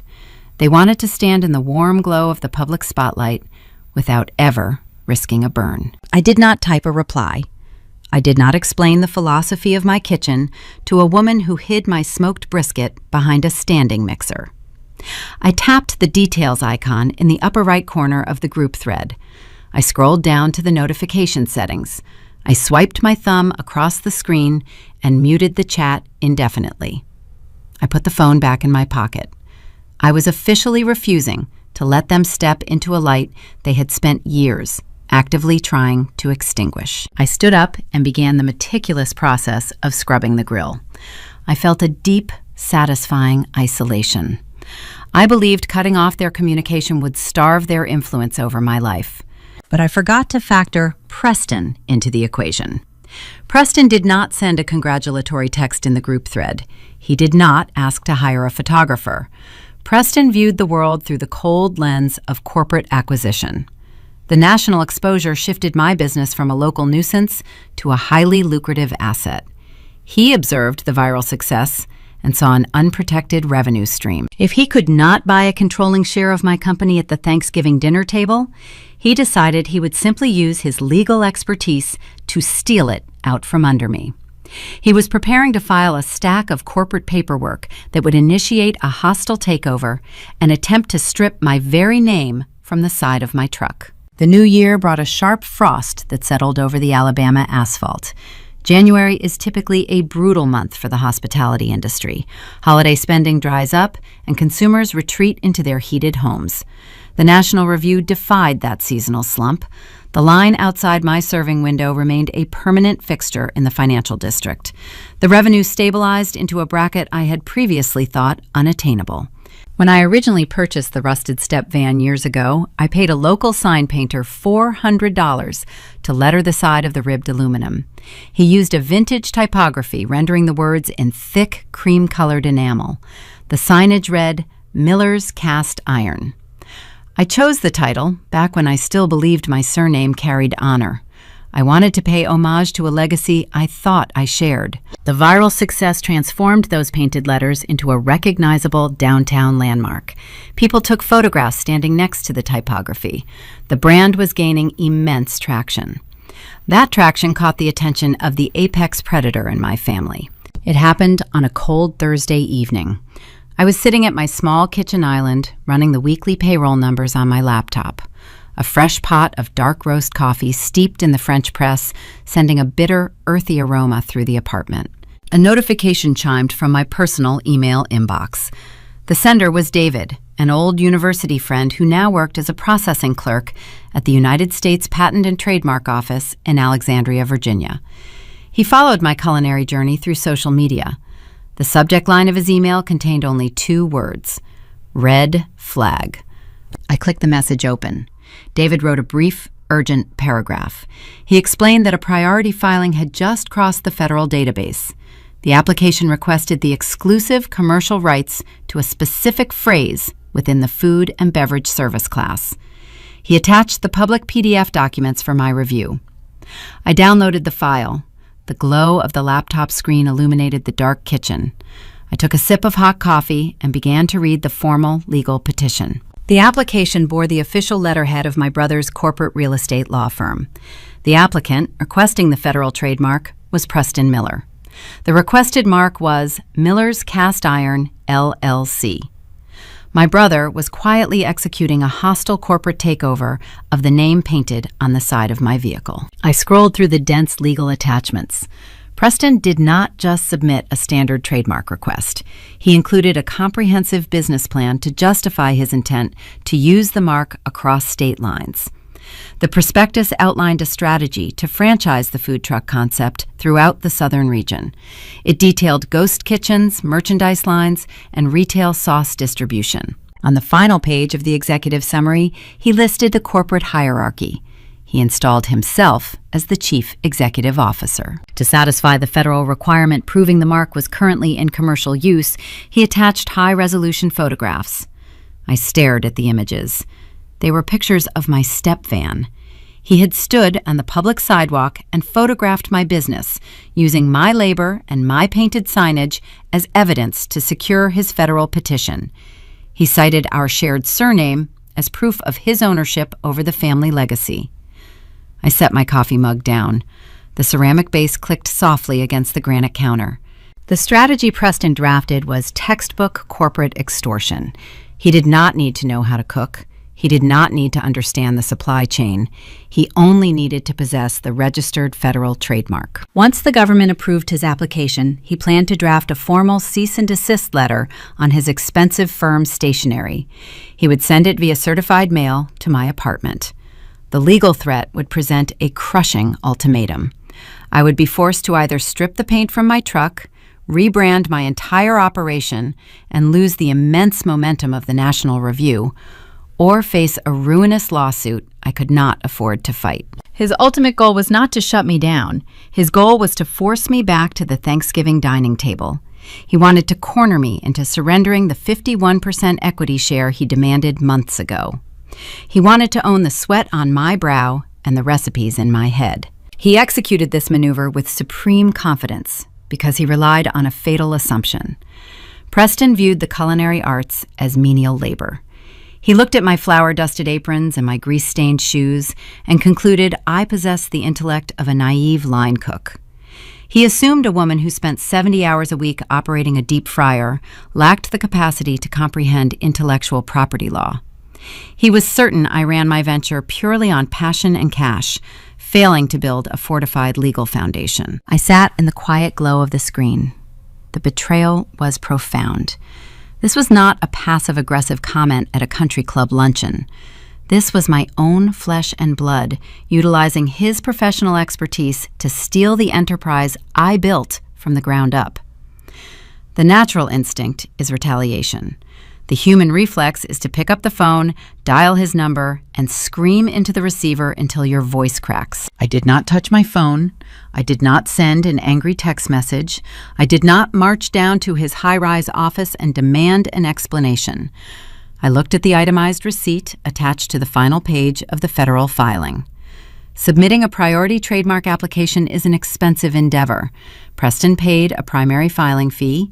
He paid an expedited processing surcharge. He utilized the billable hours of his junior paralegals to draft the extensive business plan and the franchise prospectus. The total non-refundable expenditure amounted to $3,500. I closed the PDF document. I shut down the laptop.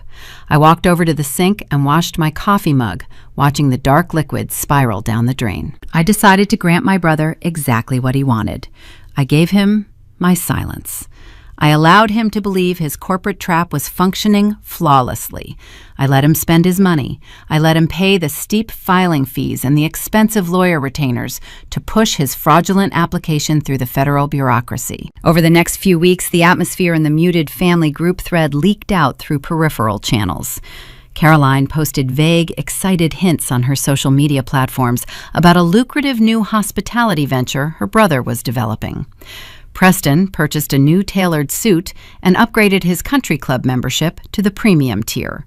They were already spending the franchise royalties in their minds. They thought they had outsmarted the grease-covered sibling. They were celebrating a victory lap before the race even concluded. I went to work every morning. I fired the generator. I sliced the brisket. I smiled at the customers standing in the freezing wind. I operated with the serene, focused calm of a person holding a royal flush under the table. Preston was waiting for the federal government to stamp his paperwork so he could deliver his crushing legal blow. He was banking on the slow gears of the patent office to finalize his theft. He did not realize that the very same bureaucratic machinery he tried to weaponize against me was about to snap backward. The federal examiners were reviewing his petition, and they were preparing to uncover a piece of paper that would shatter his corporate hubris into 1,000 expensive pieces. February arrived, bringing a pale gray sky and a biting frost that coated the windshield of my step van every morning. The lines outside my serving window remained long. The revenue flowed in a steady, predictable stream. I spent my early mornings inside the rented commissary kitchen, roasting garlic, mixing spices, and waiting for the federal government to deliver a devastating reality check to my brother. The mechanism of federal bureaucracy operates at a notoriously sluggish pace. It grinds forward utilizing examiners' paperwork and statutory waiting periods. Preston was relying on that slow machinery to quietly process his fraudulent trademark application. He checked his professional email inbox every day, anticipating the official approval that would allow him to steal my livelihood. He received an email from the United States Patent and Trademark Office on a Tuesday afternoon. It was not an approval. It was an official office action. The examining attorney assigned to his case had issued a strict refusal. The legal justification cited in the document was prior establishment and likelihood of confusion. The federal database indicated that the commercial rights to the requested mark were already legally owned and actively enforced by an existing corporate entity. Preston likely stared at his computer screen in disbelief.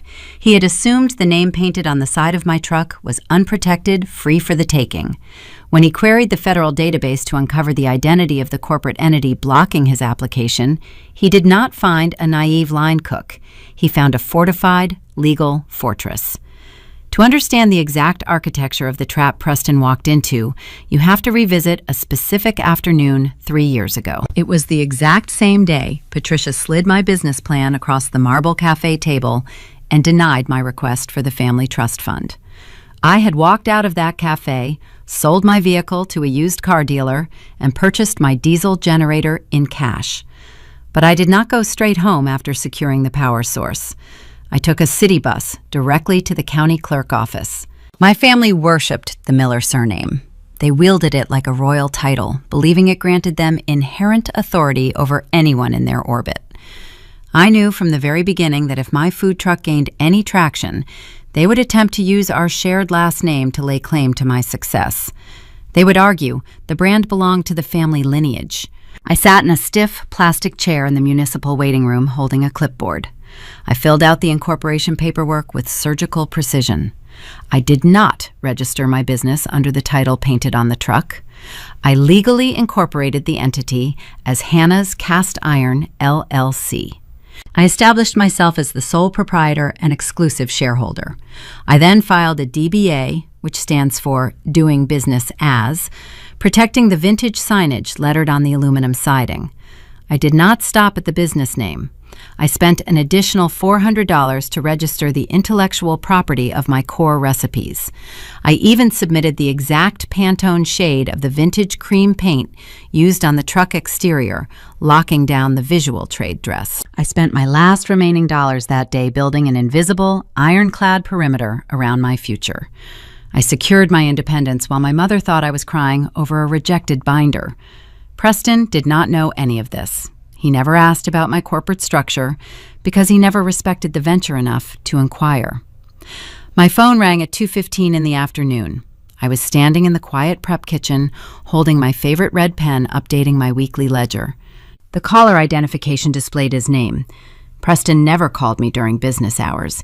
He reserved his communication for formal family gatherings where he could perform his success for an audience. Today, there was no audience. There was only a man who had just watched his hostile takeover shatter against a brick wall. I answered the call and placed the phone on speaker, resting it on the stainless steel counter. Hannah, his voice cracked through the speaker. The polished silk of his usual courtroom cadence was entirely gone. He sounded frayed, breathless, and vibrating with an ugly, erratic energy. I drew a neat red line down the center of my ledger. "Good afternoon, Preston." "You set me up," he hissed. The accusation echoed off the tile walls of the kitchen.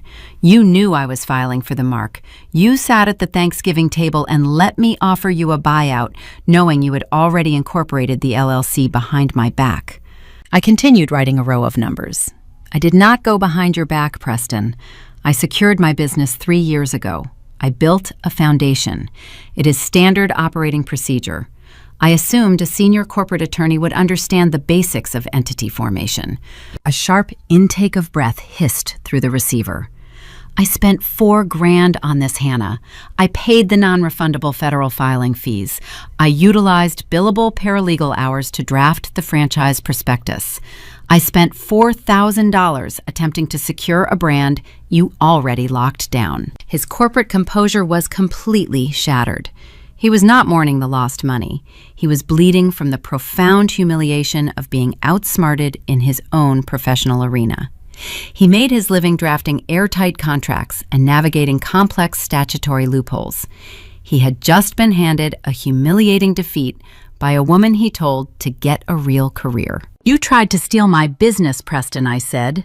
My voice was level, devoid of any elevated emotion. I spoke to him with the calm, clinical tone of a chef assessing a ruined piece of meat. "You tried to use your law degree to strip the paint off my truck and steal the equity I bled for. You thought I was too busy chopping onions to read intellectual property law." He tried to interject, but I cut him off. "Next time you attempt a hostile corporate takeover, I suggest you verify the actual legal name of the target company before you file the paperwork. Consider the $4,000 a consulting fee for corporate competence." I reached out and tapped the red icon on the screen. The call disconnected, terminating his protest in a sudden dial tone. I picked up the phone and slipped it into my apron pocket. I looked around the empty prep kitchen. The scent of roasted garlic and sanitized steel hung in the air. The silence felt different today. It did not feel isolating. It felt victorious. Preston tried to weaponize the law against me. He tried to use his wealth and his education to force me into submission. But my receipts were bulletproof. The legal boundaries of Hannah's Cast Iron LLC were impenetrable. My family could not dictate my physical location. They could not rewrite the origin of my recipes. They could not seize my federal trademark. I had successfully insulated my operation against their malice. I assumed the war was finally over. I believed they would retreat into their wealthy enclaves and leave me to cook in peace. But I failed to anticipate the external forces operating outside our family dynamic. The culinary industry is a vast, interconnected network of critics, writers, and award committees. The viral review published by Jonathan Hayes had rippled through that network, reaching the highest echelons of the food world. March was rapidly approaching. The industry was preparing to announce a list that would permanently alter the landscape of my career. The universe was about to hand me a level of prestige so undeniable that my family would be forced to abandon their sabotage and desperately attempt to rewrite history. They were about to scramble for a piece of the spotlight, and the ensuing collision would set the stage for their ultimate public humiliation. Late March alters the atmospheric pressure in the Deep South. The lingering winter chill burns off, leaving behind a humid, heavy warmth that smells like wet pine and hot asphalt. In the restaurant industry, this specific time of year carries a different kind of atmospheric shift.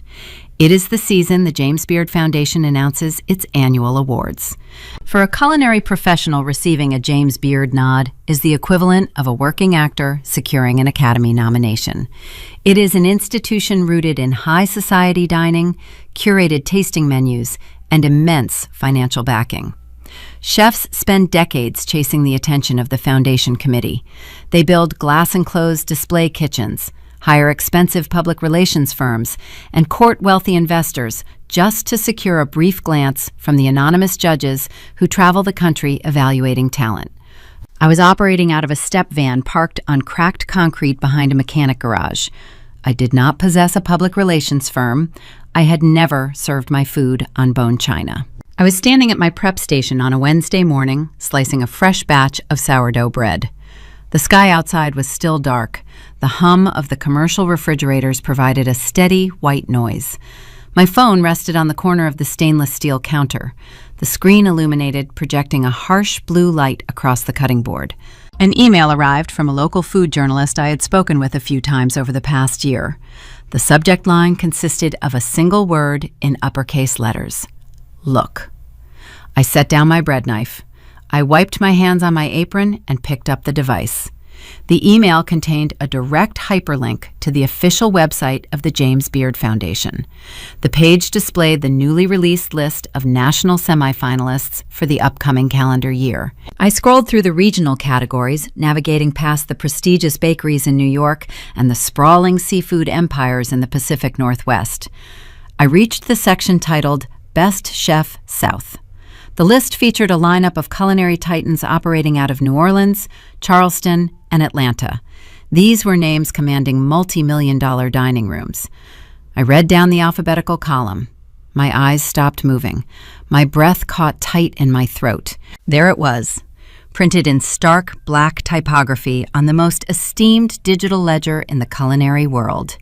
Hannah Miller, Hannah's Cast Iron, LLC, Birmingham, Alabama. I stared at the screen for a long time. I traced the letters of my name with my thumb. The foundation did not care that I lacked a formal dining room. They did not care about the vintage step van or the folding chairs my customers sat on. They only cared about the mastery of the craft. The quiet, exhausting hours I spent perfecting the peach bourbon reduction, the smoke ring on the brisket, and the flake of the sweet potato biscuit had resonated through the highest echelons of the industry. By 8 in the morning, the local news stations picked up the national press release. My phone began to ring incessantly. News anchors and morning show producers clamored for an immediate interview. When I drove the truck to the financial district and pulled into my designated space, Marcus was already standing guard. 2 local news vans were parked on the street, their satellite dishes pointed toward the morning sky. Reporters stood on the sidewalk holding microphones, preparing to broadcast live updates about the hometown chef who defied the fine dining establishment. The gravity of the nomination rippled outward, breaching the boundaries of the downtown grid and washing into the affluent, manicured suburbs. It did not take long for the shockwave to hit my family. For 3 years, they had curated a specific narrative regarding my career. They told their peers I was going through an unfortunate blue-collar phase. They framed my food truck as a source of quiet, familial embarrassment. Now the very career they mocked was plastered across every morning broadcast in the state, wrapped in an undeniable layer of national prestige. They realized they were standing on the wrong side of history. They could not beat me in a boardroom, and they could not outsmart me at the patent office. So they decided to deploy their most practiced survival tactic. They decided to rewrite the past. Caroline executed the first maneuver. At 10:15 in the morning, my phone buzzed with a social media notification. A regular customer standing at my serving window showed me his screen. Caroline had posted a sprawling digital tribute on her public Facebook page. She did not have any recent photographs of me cooking. She had never once visited my truck to take a picture. To construct her fake homage, she had to dig deep into the digital archives. She posted a collage of childhood photos showing the 2 of us smiling on a beach vacation taken over a decade ago. The caption she typed dripped with a synthetic, sugary pride. "So incredibly proud of my sister Hannah today," she wrote. "We always knew her little food truck would do big things. She has worked so hard, and her family has been behind her every single step of the way." She ended the post with the hashtag #FamilyFirst. She deliberately tagged 3 of the most prominent local news anchors in the post. She was not expressing genuine sibling affection. She was siphoning my sudden cultural relevance to elevate her own local profile.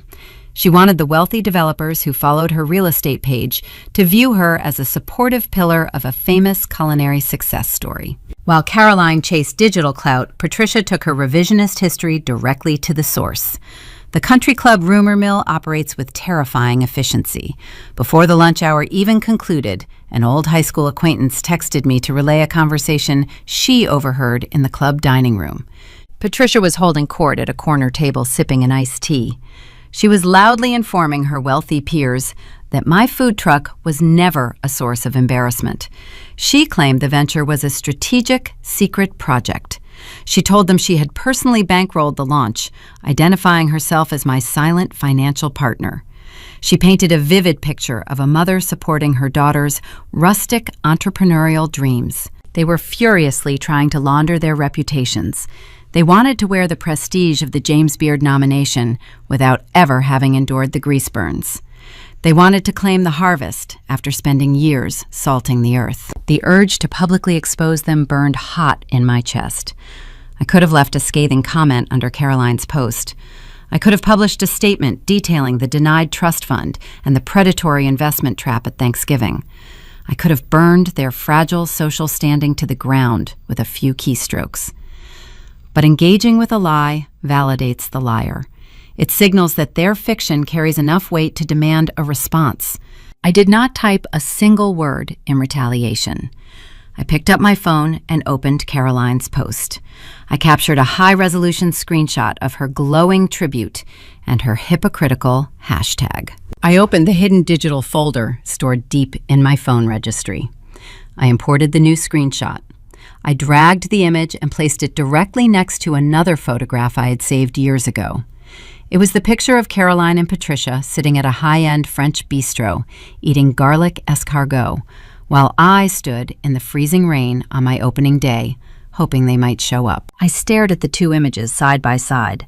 The juxtaposition captured the entire spectrum of their hollow, conditional loyalty. I locked the folder and slipped the phone back into my apron pocket. I did not need to scream my truth to the internet. I held the receipts, and their undeniable weight grounded me in the chaos of the morning rush. The digital posturing, however, was merely a warm-up. A Facebook post and a country club rumor were insufficient to satisfy their sudden craving for the spotlight. As the week progressed, the media frenzy surrounding my nomination only intensified.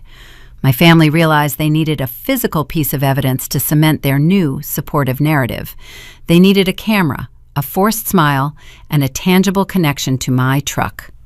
They were preparing to orchestrate a highly visible public relations stunt right in the middle of my lunch service, banking on my professionalism to keep me silent while they executed their ambush. The Friday following the James Beard announcement arrived with a crisp, clear blue sky. The media attention had transformed my standard lunch rush into a chaotic, sprawling event. Over 200 people crowded into the gravel perimeter of the mechanic lot. The air was thick with the scent of rendering beef fat and the low hum of eager conversation. Marcus had to construct temporary rope barricades just to keep the pedestrian traffic from spilling onto the busy municipal street. I was operating at maximum velocity. My hands moved in a fluid, unbroken rhythm. I flipped the sourdough, sliced the brisket, and dropped the battered chicken thighs into the hot oil. The ticket machine spat out a continuous ribbon of orders. I was entirely immersed in the demanding physical mechanics of the kitchen. At exactly 12:30, the peak of the midday surge, a heavy white Range Rover rolled slowly past the rope barricade. It parked illegally in a loading zone designated for Marcus and his automotive suppliers. I glanced out the serving window. The heavy driver's side door swung open. Caroline stepped out onto the cracked concrete. She wore a bright floral sundress entirely inappropriate for the lingering March chill. Patricia emerged from the passenger side, wearing a tailored linen suit. She carried a massive, aggressive arrangement of white lilies wrapped in clear cellophane. They did not arrive alone. A third woman stepped out of the back seat. She carried a professional-grade digital camera mounted on a stabilizing gimbal. My family was executing a calculated public relations ambush. They knew I could not abandon a line of 200 paying customers to argue with them on the sidewalk. They banked on my professional discipline. They assumed I would plaster a fake smile across my face, accept the flowers, and allow the camera to capture a heartwarming, fabricated family reunion. They wanted a piece of visual evidence to legitimize the supportive narrative they were currently spinning to their wealthy friends. Caroline pointed a manicured finger toward the step van. She said something to the woman holding the camera. The red recording light on the device blinked to life. Patricia gripped the bouquet of lilies and marched confidently toward the front of the massive queue. She bypassed the construction workers, the nurses, the corporate bank tellers, and the municipal employees who had been waiting patiently for over 40 minutes. She carried the unearned entitlement of a woman accustomed to having velvet ropes unhooked the moment she stated her last name. But my family made a critical miscalculation. They assumed the woman they hired to film the stunt was a compliant, ignorant lifestyle blogger who would simply edit the footage to their exact specifications. They did not verify her credentials. The woman holding the camera was Sarah Jenkins. She was a deeply respected local food journalist. She had built her career covering the grueling realities of the hospitality industry. Caroline had lured her to the lot under the false pretense of securing an exclusive backstage interview regarding my James Beard nomination. Sarah arrived expecting a quiet, professional sit-down. She quickly realized she was being utilized as a prop in a bizarre familial theater production. Patricia reached the very front of the line. She stepped right up to the serving ledge, preparing to thrust the bouquet of lilies through the open window. A heavy, grease-stained hand clamped down firmly on her linen shoulder. Marcus stepped out from the shadow of his garage. He held a massive steel wrench in his left hand. He wore his heavy canvas coveralls, his name stitched in faded red thread across his chest. He positioned his large frame directly between my mother and the serving window. "The line starts back there, lady," he said. His voice was a low, gravelly rumble. He pointed the heavy steel wrench toward the end of the queue, wrapping around the corner of the brick building. Patricia bristled. Her posture went rigid. She looked at the grease on his hands and recoiled, pulling her linen suit jacket tightly against her chest. "Excuse me," she said, her tone dripping with polite venom. "You must not understand the situation. I am the mother of the chef. We are here conducting a press moment. Please step aside." She offered a tight, forced smile to the crowd, assuming the mere mention of her maternal status would part the sea of blue-collar workers like royalty commanding peasants. The crowd did not move. The nurses crossed their arms. The construction workers stared at her with flat, unamused expressions. The people standing in this line were the individuals who had supported me during the freezing rain and the blistering heat. They were my chosen family. They possessed a fierce, protective loyalty to the truck. Marcus did not step aside. He planted his boots firmly on the concrete. He looked at the massive bouquet of lilies and let out a short, humorless laugh. "Press moment," he repeated. He leaned forward slightly. "I have been out here every day since October, lady. Where were you when she was pushing this truck in the freezing rain? Where were the flowers when her axle snapped in August and she was stranded on the highway? You do not get to cut the line today." The silence that followed was absolute. The background noise of the city seemed to evaporate. Patricia stood frozen. Her face flushed a deep, mottled red. Her carefully constructed public persona fractured right there on the cracked concrete. She opened her mouth to issue a searing reprimand, to demand to speak to a manager, to utilize any of the weapons she usually wielded to maintain her superiority. But she had zero authority in this parking lot. Her zip code and her country club membership carried absolutely no currency here. Sarah Jenkins, the journalist my sister had hired, did not lower her equipment. She kept the stabilizing gimbal perfectly level. The red recording light continued to blink. She captured every single second of the confrontation.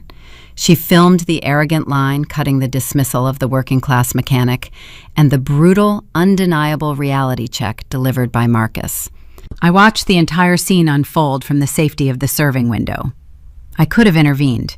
I could have stepped out and de-escalated the tension to save my mother from further public humiliation. I picked up a heavy thermal foil bag containing a fresh order. I leaned forward, resting my elbows on the stainless steel ledge. I looked directly at Patricia. I offered her the exact same polite, vacant customer service smile I gave to difficult patrons. "Order 42, I yelled, my voice carrying clearly over the silent crowd. "Brisket is up." A cheer erupted from the line. The tension broke. A young nurse stepped forward eagerly, retrieving her foil bag from my hands. Patricia realized she had lost. The audience she tried to manipulate had firmly rejected her performance. She turned sharply, her heels clicking against the concrete. She marched back to the white Range Rover, moving with a stiff, jerky fury. She did not look back at the truck. She practically threw the expensive bouquet of lilies onto the back seat. Caroline scrambled in after her, visibly panicked. The heavy vehicle reversed out of the loading zone and sped away from the lot. Sarah Jenkins remained standing near the serving window. She lowered her camera. She caught my eye through the rising steam of the flat-top grill. She offered a small, knowing nod, tapped the side of her camera, and walked back toward her own vehicle. The footage Sarah captured did not sit on a memory card. She published the unedited video clip on her prominent culinary blog later that afternoon. She titled the piece, "The Reality of the Line." The video went viral locally within hours. It ripped through the Birmingham restaurant community, exposing the stark contrast between the gritty, authentic labor of the kitchen and the shallow, opportunistic posturing of my family. The visual evidence of my mother trying to force her way to the front and being denied by the very mechanic who saved my business dismantled the fake narrative she had been spinning at her country club. They retreated into absolute silence. The group chat remained dead. They did not attempt another phone call. The humiliation of the viral video forced them into hiding, but their silence did not mean surrender. The ultimate stage was rapidly approaching. The James Beard Foundation Gala was scheduled to take place in Chicago in a matter of weeks. The award ceremony is a strictly ticketed, highly exclusive event. I assumed my family would stay home nursing their wounded pride. I underestimated their capacity for denial. They were preparing to utilize the final remaining weapon in their arsenal, their corporate connections, to force their way into the ballroom and attempt one last desperate grasp at my spotlight. The calendar turned to May. The humidity in Alabama thickened, preparing to usher in the brutal summer. But I was packing a suitcase for a very different climate. The James Beard Awards Gala takes place in Chicago. The event is a formal, highly regimented gathering. It is not open to the general public. The foundation carefully controls the guest list, restricting attendance to nominated chefs, established culinary critics, and the high-dollar corporate sponsors who underwrite the extravagant ceremony. I arrived at the venue wearing a tailored, midnight blue gown. The fabric was simple, elegant, and completely unadorned. I did not possess a styling team or a jewelry sponsor. I walked into the sprawling ballroom alone. The atmosphere was intoxicating. It smelled like expensive champagne reduction sauces and the sharp electric tang of adrenaline. Round tables covered in heavy silk cloths filled the cavernous space. Crystal centerpieces caught the light from massive overhead chandeliers. The room hummed with the quiet, intense conversation of people who dictated the trends of the global food industry. I found my assigned seat at a designated nominee table near the front of the stage. I sat down, smoothing the fabric of my gown. I took a sip of ice water and scanned the massive room. My gaze drifted across the center aisle and stopped. My grip tightened on the cool glass. 30 feet away, sitting at a prime corporate sponsor table, was my family. They had utilized the final remaining weapon in their arsenal. Preston's corporate real estate law firm represented several massive commercial developers who routinely sponsored culinary events to boost their philanthropic profiles. Preston had leveraged his position at the firm to secure a $5,000 table for his family. They were unable to tolerate exclusion. The viral video of the parking lot ambush had damaged their social standing in Birmingham, and they desperately needed a public relations victory to repair the narrative. They needed to be photographed sitting in the same room as the daughter they had actively sabotaged. Patricia wore a structured Chanel blazer. Caroline wore a sequined cocktail dress that caught the chandelier light with every movement. Preston wore a custom tuxedo, his hair slicked back. They looked incredibly expensive and entirely out of place. They were posing, performing their wealth for an audience that cared only about the craft they despised. I watched Patricia lean over and speak to a prominent restaurateur sitting at the adjacent table. I could not hear her words, but I recognized the practiced angle of her chin and the false warmth of her smile. She was likely spinning the same fabricated story she sold at her country club, portraying herself as the quiet financial benefactor behind my rustic success. They were ready. They were perched on the edge of their velvet seats, prepared to jump up, embrace me, and claim their unearned share of the spotlight the moment the cameras flashed. I turned my head away and faced the stage. The ceremony began. The hours stretched on. The presenters cycled through the various national categories. The regional awards are traditionally held until the latter half of the evening, recognizing the immense talent concentrated outside the major coastal markets. At exactly 9:45, the master of ceremonies, a highly respected food writer, approached the podium. He adjusted his glasses and leaned into the microphone. "We now move to the regional categories," he announced, his voice echoing through the silent ballroom. "The award for Best Chef South recognizes an individual whose culinary excellence sets a new standard for the region." The massive digital screens flanking the stage illuminated, displaying the names and establishments of the semifinalists. I saw the logos of multi-million-dollar dining rooms flash across the monitors. Then I saw the vintage typography of my stepvan, Hannah's Cast Iron, LLC. The presenter broke the seal on the heavy envelope. He pulled the card out and smiled. "The winner for Best Chef South goes to..." He paused, letting the anticipation hang in the air. "Hannah Miller." The ballroom erupted. The applause was deafening, a physical wave of sound washing over the tables. The culinary elite rose to their feet. I stood up. My legs felt remarkably steady. I did not look toward my family. I began the long walk down the center aisle toward the stage stairs. As I passed the row of corporate sponsor tables, a figure stepped into the aisle, blocking my path. It was Patricia.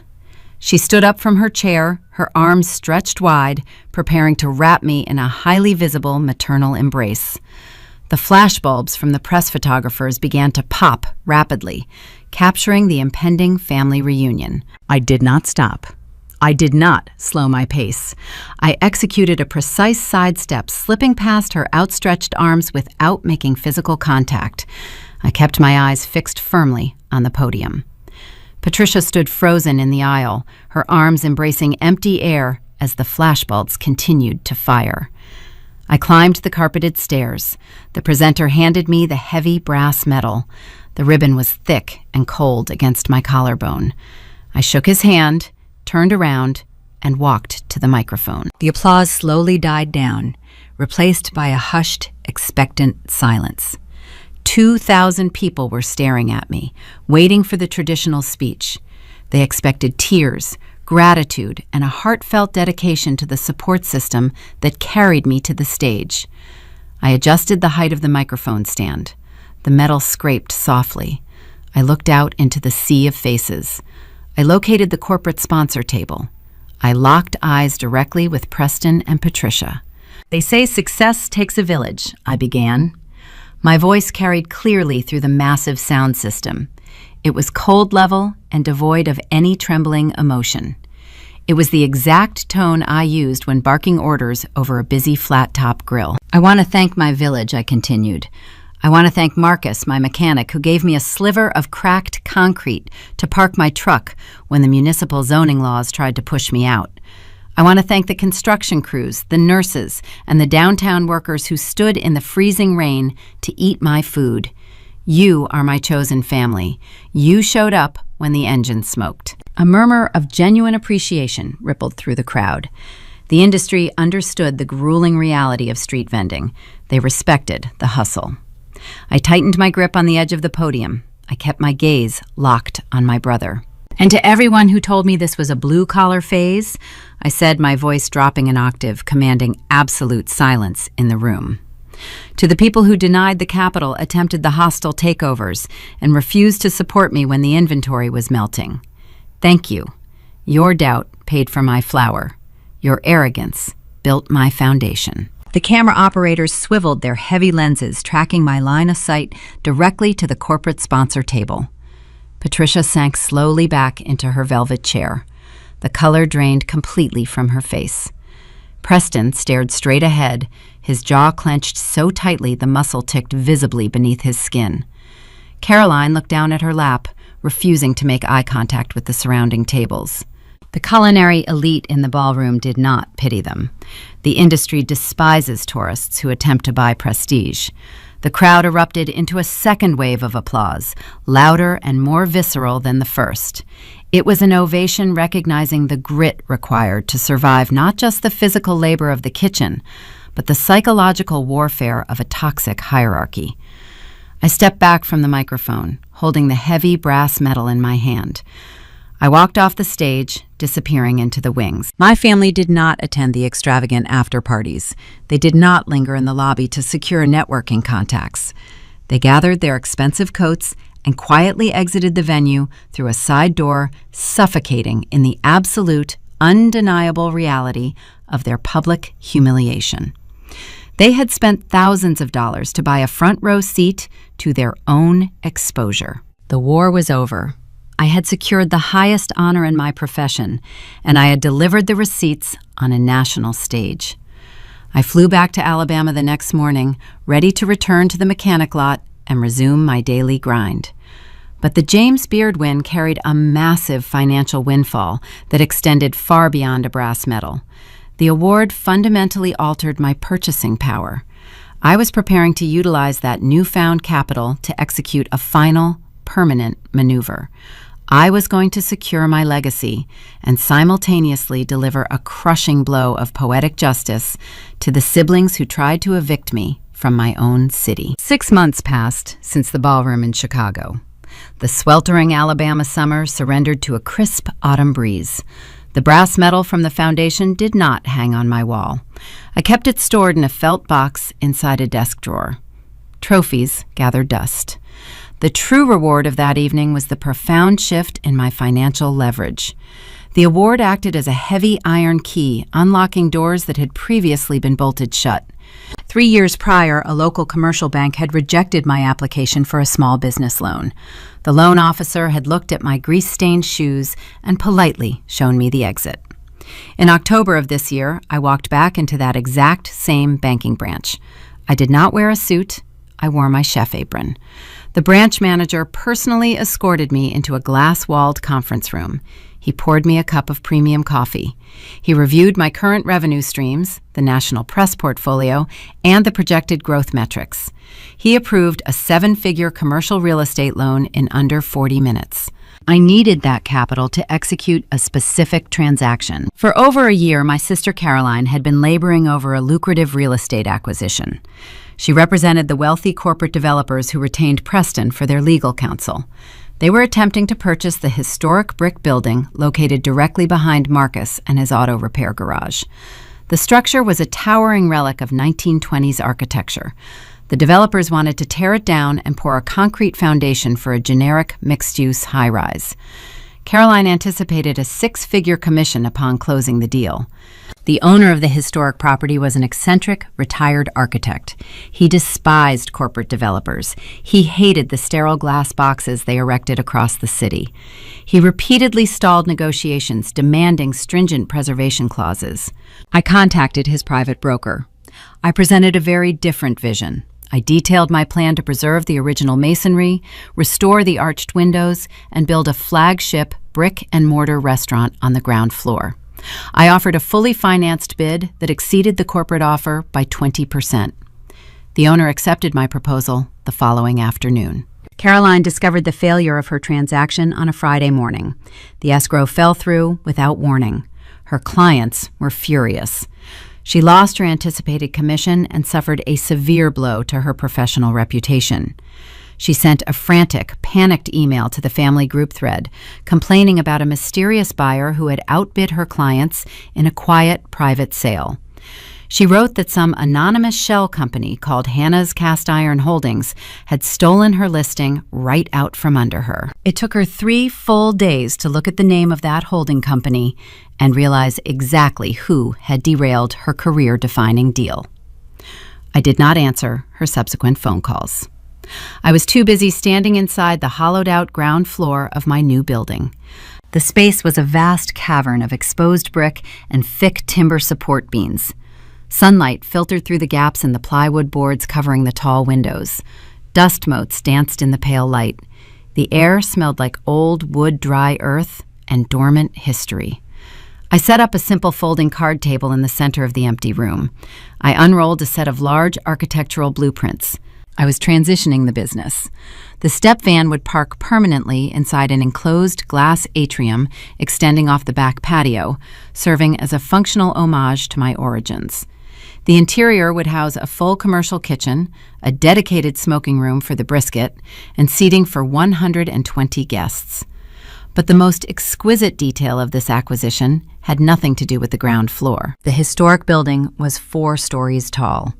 While the street level remained a boarded-up shell waiting for renovation, the upper 3 floors were pristine, modernized commercial office suites. They generated a steady, lucrative stream of passive income. The premium suite occupied the entire top floor. It featured exposed brick walls, skylights, and a panoramic view of the downtown financial district. The tenant occupying that luxurious penthouse suite was a prestigious corporate real estate law firm. It was my brother's law firm. Preston was a senior partner. His firm paid a steep monthly lease to the owner of the building. When the deed of trust transferred into my holding company, the existing leases transferred with it. I did not just acquire a restaurant location. I acquired the structural ceiling hovering directly over my brother's head. I was officially my brother's landlord. I sat at the folding table in the quiet, empty room, holding my favorite red pen. I smoothed out a stack of legal documents. They were contractor agreements for the upcoming kitchen installation. I signed my name on the dotted lines, securing the plumbing, the electrical grids, and the heavy-duty ventilation hoods. A lesser person might have taken a photograph of the property deed and posted it online. They might have drafted a boastful social media update tagging their siblings to ensure the entire city witnessed the victory. I did not gloat on the internet. Silence is always a more lethal weapon than noise. I pushed the construction blueprints aside. I reached into my leather tote bag and pulled out a stack of crisp, heavyweight stationery. The paper bore the embossed letterhead of my new real estate holding company. I drafted a formal, certified letter addressed directly to the managing partners of the law firm on the 4th floor.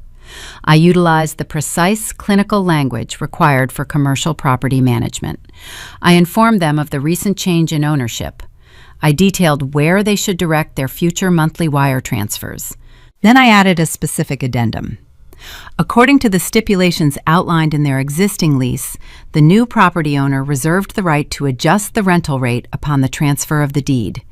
I instituted a legal, non-negotiable rent increase of 15%, effective at the start of the next fiscal quarter. I signed the bottom of the formal notice. I folded the heavy paper into a crisp white envelope. Before I sealed the flap, I needed to include one final piece of documentation. I left the brick building and drove back to my apartment. I walked into the kitchen and looked above the refrigerator. The glass mason jar sat exactly where I had placed it 3 years ago. It was packed tight with folded thermal paper slips. I unscrewed the metal lid. I reached my fingers deep inside the glass container, pushing past the lucrative daily totals from recent months. I reached the very bottom. I pulled out a single square of thermal paper. It was faded, wrinkled, and slightly yellowed around the edges. It was the receipt from my very first day of business. The day it poured freezing rain. The day Caroline and Patricia ate French food rather than stand on the wet pavement. The slip displayed the total of $1,240. The paper still bore a faint watermark from a stray drop of Alabama rain. I laid the faded receipt on the kitchen counter. I pulled a small square pad of adhesive notes from a drawer. I uncapped my red pen. I pressed the tip against the yellow paper and wrote 2 sentences. My handwriting was neat, deliberate, and stark against the bright background. I guess this blue-collar phase pays the mortgage. Rent is due on the 1st. I peeled the sticky note off the pad and pressed it firmly onto the back of the faded thermal receipt. I grabbed a small metal paperclip. I secured the receipt and the handwritten note directly to the front page of the formal rent increase notice. I slid the entire packet into the thick white envelope and sealed the flap. I drove to the municipal post office later that afternoon. I paid the postal clerk for certified delivery, requiring a direct signature upon receipt. I watched the clerk stamp the envelope and toss it into the outgoing bin. Preston would receive the package the following morning. He would sit at his heavy mahogany desk, open the certified mail, and read the formal notice of his rent increase. He would see the embossed letterhead of my holding company. he would realize that a portion of the exorbitant fees he charged his corporate clients would now flow directly into my bank account every 30 days. He would turn the page and find the faded, rain-stained receipt from a food truck he once dismissed as a grease trap hobby. He would finally understand that he spent 3 years trying to bury a seed that was destined to outgrow his entire skyline. The people who tell you to abandon your passion and seek a real career are usually terrified of the untamed potential they see in your hands. They measure their worth by the artificial height of the ladders they climb. They construct their identities around designer blazers, expensive country club memberships, and the fleeting approval of strangers. When you begin to build something real from the ground up, your authenticity exposes the hollow nature of their curated lives. They will try to starve you. They will try to legislate you out of existence. They will attempt to steal the credit for your fire. But status does not possess roots. Grit does. If you focus on the craft, if you endure the freezing rain and the broken axles, you will eventually acquire enough leverage to dictate the terms of your own reality. You will secure the ground beneath your feet, and you will never have to ask permission to take up space again. The dining room table has long served as the traditional anchor of the American family. It is supposed to be the sanctuary where the bruised knees of childhood are bandaged, where the brutal realities of the outside world are softened by unconditional support, and where parents guide their children through the complex transition into adulthood. But as we unpack the architecture of Hannah Miller's journey from a freezing, rain-soaked parking lot to the glittering stage of the James Beard Awards, we are forced to confront a darker reality. Sometimes the dining table is not a sanctuary. Sometimes it is a courtroom where human worth is weighed against the unforgiving scale of social optics. Hannah's story is not merely a tale of a food truck outperforming a corporate law firm. It is a profound reflection on the failures of modern parenting when status eclipses emotional awareness. In American culture, we often romanticize the concept of the self-made individual, praising the grit required to build an empire from scratch. Yet within the traditional family structure, parents frequently fall into a subtle, toxic trap that they want their children to embody success, but only if that success arrives wrapped in the correct aesthetic. Consider Patricia. Her failure as a mother was not a lack of resources. She possessed the means to write a check that could have eased her daughter's burden without a second thought. Her failure was a catastrophic lack of emotional awareness. Patricia allowed her own unresolved trauma, the childhood eviction the ghost of her father's bankrupt diner, to dictate her parenting.